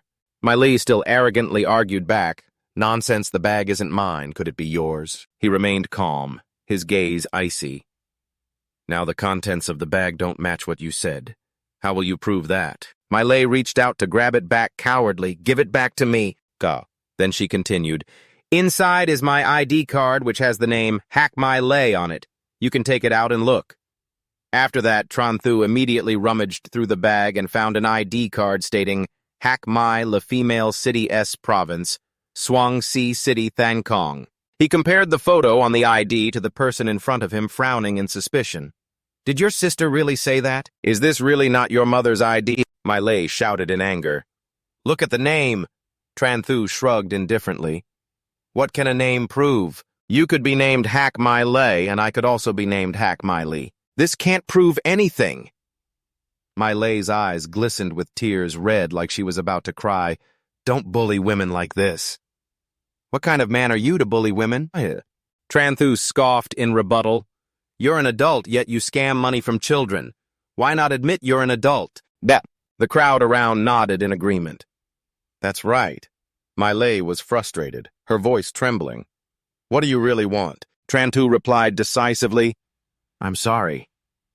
Noo-Noo whispered reluctantly. I'm sorry. Tranthu shook his head teasingly. Too quiet, I can't hear. Miley shouted loudly, her face flushed. I'm sorry. Tranthu nodded. That's acceptable. He turned to Noo-Noo and gently asked, Will you forgive him? The girl nodded, her voice timid. I forgive. The system immediately announced, You have received a large amount of beast mastery power. Tranthu threw the handbag down, saying, That's right. One should be a bit kinder. A moment later, at a street corner, Tranthu held Noo-Noo's hand as they walked out of the elevator. The girl shyly asked, Brother Tranthu, did I do something wrong today? Shouldn't I have picked up something that was lost? He patted the girl's head comfortingly. No, you didn't do anything wrong. Picking up lost items is right. It was that sister who did wrong. It's late. Let's go home. Noo-Noo beamed, waved her hand, her voice clear. Goodbye, Brother Tranthu. The girl quickly left. Tranthu watched her leave, thinking that even though that girl had intentionally framed Noo-Noo to scam money, thankfully, he had shown up in time. Otherwise, she might be scared in the future and not dare to help others anymore. He turned and walked away with a light smile. Back in his room, Tranthu hung a Do Not Disturb sign on the door and excitedly declared, Next, I will diligently practice alchemy. He immediately opened the alchemy space and got to work. The next afternoon, Tranthu sighed in relief. After 2 days of practice, he finally finished. The notification system rang out bodybuilding +2 defense, power +2. He nodded, satisfied with this speed. I will eventually be strong enough to fight the Black Steel Beastmaster. The next morning, Tranthu stretched, had a hearty meal, and then took a nap. The next morning, he walked down the street, whistling, full of hope about what news Takonam would bring today. Hopefully, it's good news. Suddenly, a loud call made him turn around in surprise. Tranthu looked at the girl in front of him, surprised, and exclaimed, Habang, why are you here? Habang smiled lightly and replied, I was just about to pay you today. Since you're here, I'll pay you now. All right. Tranthu waved his hand, relaxed. No need to rush. I'm not short on money either. He raised his phone and asked, By the way, bank transfer or cash? Seeing his nonchalant demeanor, Habang was speechless, recalculating, Let's do a bank transfer. At that time, I borrowed 200,000 from you, calculated at the bank's interest rate. Tranthu hurriedly interrupted, No need to calculate interest. Habang was surprised, wide-eyed. You don't need interest. Tranthu, are you feeling okay? He smiled brightly. I just want to help you. Habang glared at him, feeling something was off. At the dormitory, after some conversation, Tranthu concluded, That's how it is. He revealed in a serious tone, Based on my judgment, it seems that old Vung is not the master of Mew. The master of Mew is someone else. I'm worried there might be a high-level beastmaster, and I can't handle it alone, so I wanted to ask for your help. Habang nodded, smiling. All right, consider it a pleasure to help. Just then, both saw Takonam calling out, Takonam. He pulled out a pair of glasses from his apron pocket and put them on with a professional look. You're here. Have you brought the money? Tranthu replied immediately. Of course I brought it. Where's my stuff? He demanded, voice firm. I want to check the goods first. Takonam took out 2 photos from his apron pocket and presented them to the two. Habang frowned, mocked.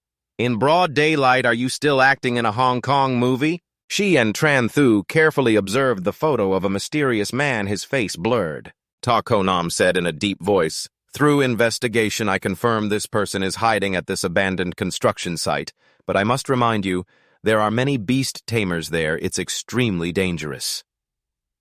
Tranthu rested his chin on his hand, pondering. Even though I suspected there were beast tamers, if we really encounter them. He turned to Habang, his eyes sparkling. Are you brave enough to go? Habang smirked and replied decisively, What is there to be afraid of? Tranthu was excited, slapping his hand on the table. Then let's go for the good of the people. We have nothing to fear. After both left, Tako Nam secretly made a phone call. Hello, Tranthu has arrived at the abandoned construction site. Not long after Tranthu and Habang appeared at the site, he compared the photo and whispered, "Perhaps it's here." Suddenly, the sound of hurried footsteps echoed from inside. Tranthu pulled Habang to hide in the bushes, softly saying, "Habang, we need to hide." A man stepped out, the one from the photo. Tranthu called softly, "Old Wang." Habang hesitated, whispering, "What will Tranby do? Will he catch him?" Tranthu signaled for silence. "You should stay quiet and wait. Now is the time for professionals to take action." He pulled out a familiar sack from his bag. Habang was startled. "Huh, why does this sack look familiar?" Tranthu stealthily approached Old Wang. The guy mumbled, "Running in a hurry, damn it. If I had known this would happen, I wouldn't have taken that little money." Suddenly he wondered, why is it suddenly getting dark? In the blink of an eye, Tranthu had covered Old Wang's head with the sack. The guy struggled, shouting, "Let me go!" Tranthu laughed cheerfully, getting ready, and kicked Old Wang squarely in the head. The guy fell to the ground. Tranthu grabbed his pant legs and pulled him out, accidentally pulling off his shirt, revealing a skinny body. Habang covered his face, blushing, murmuring, "Ah, Tranthu, you don't have to be that perverted, do you?" Tranthu looked confused, shouting in panic, "Damn it, what's wrong with your thinking?" "He's a man," Habang replied shyly. "That's right, the problem is that he is a man." Tranthu, while taking off Old Wang's shirt, explained, "Sister, I just want to disguise, to blend in and see the situation." "You were thinking something else." Habang realized, embarrassed. I get it now. You didn't do anything. I didn't think of anything either." Tranthu put on Old Wang's clothes, donned a disguise hat, and after finishing up instructed, "All right, I'll go in first. You wait for my signal before acting." Habang frowned curiously. "What is the signal?" Tranthu replied as he left jokingly, "Hallelujah." The scene shifted to the lair of the scam gang. A man with a thick beard under his chin named Anvan spoke up. "Old Wang is back. Just in time for everyone to discuss the next plan you can listen in to." Tongmap Tranthu, disguised as Old Wang, quietly hummed and blended into the crowd. Tongmap, a big and fat guy, said to Anvan, "This time we have stirred up the Lingzhen Bureau. This won't be easy." Anvan gritted his teeth, his eyes blazing with anger. "For just a few 100,000. Xiao Tu interjected, "That's right, 1,000,000 is enough for us to take risks how many times? Moreover, now that there is no team leader, we also cannot enter another space." Later, Tranthu stepped forward, secretly thinking that these guys used to be part of the Beastmaster team and have turned to scamming after losing their leader. Anvan declared that we cannot go outside the city, now we should hide in Hungchan for a while. The bald guy stood up and asked, "Then what should we do with him?" Anvan coldly suggested, "How about we bury him?" Tranthu felt a chill down his spine upon hearing this, frozen in place. "No way did I just infiltrate and already fall into a trap to be killed?" The four systems are now announcing options. One shouted loudly, "Big brother, don't kill me," accepting a small amount of Beast Master power. Option 2, in a low voice, "Do you want to kill me? You can try." Facing the storm, gain a 3% increase in strength. Option 3, pretend to be scared to win over the criminal. Gain the skill Violent Sitting Attack. One more. Tranthu secretly calculated the third best reward, panicking and shouting, "Wait, you can't kill me!" Tongmap approached with his accomplices, his voice cold. "See, you scared him so much he changed his tone." He raised his fist, looking at Tranthu. "Old Wang, a person living in this world must have value. You tell us not to kill you, what's the reason?" Tranthu stammered, his eyes darting. Because killing is impolite." Tongmap sneered. "Look, he's so scared he's stammering." Under the cold gaze, he pointed at Tiu, speaking slowly. "Tiu, let him see your dark side." Tranthu panicked, stumbling as he ran, shouting, "Help me!" Tiu frowned his gaze, mocking, "Want to run?" Tranthu ran with his head down, sweating profusely, but suddenly a giant black armored insect appeared right in front of him. Tiu slowly spoke, his tone cold. "Why must it be like this? Isn't it better to obediently accept death?" The red eyes of the black-armored insect locked onto Tranthu, accompanied by a system announcement, reward received violent sitting attack +1 damage dealing skill +1.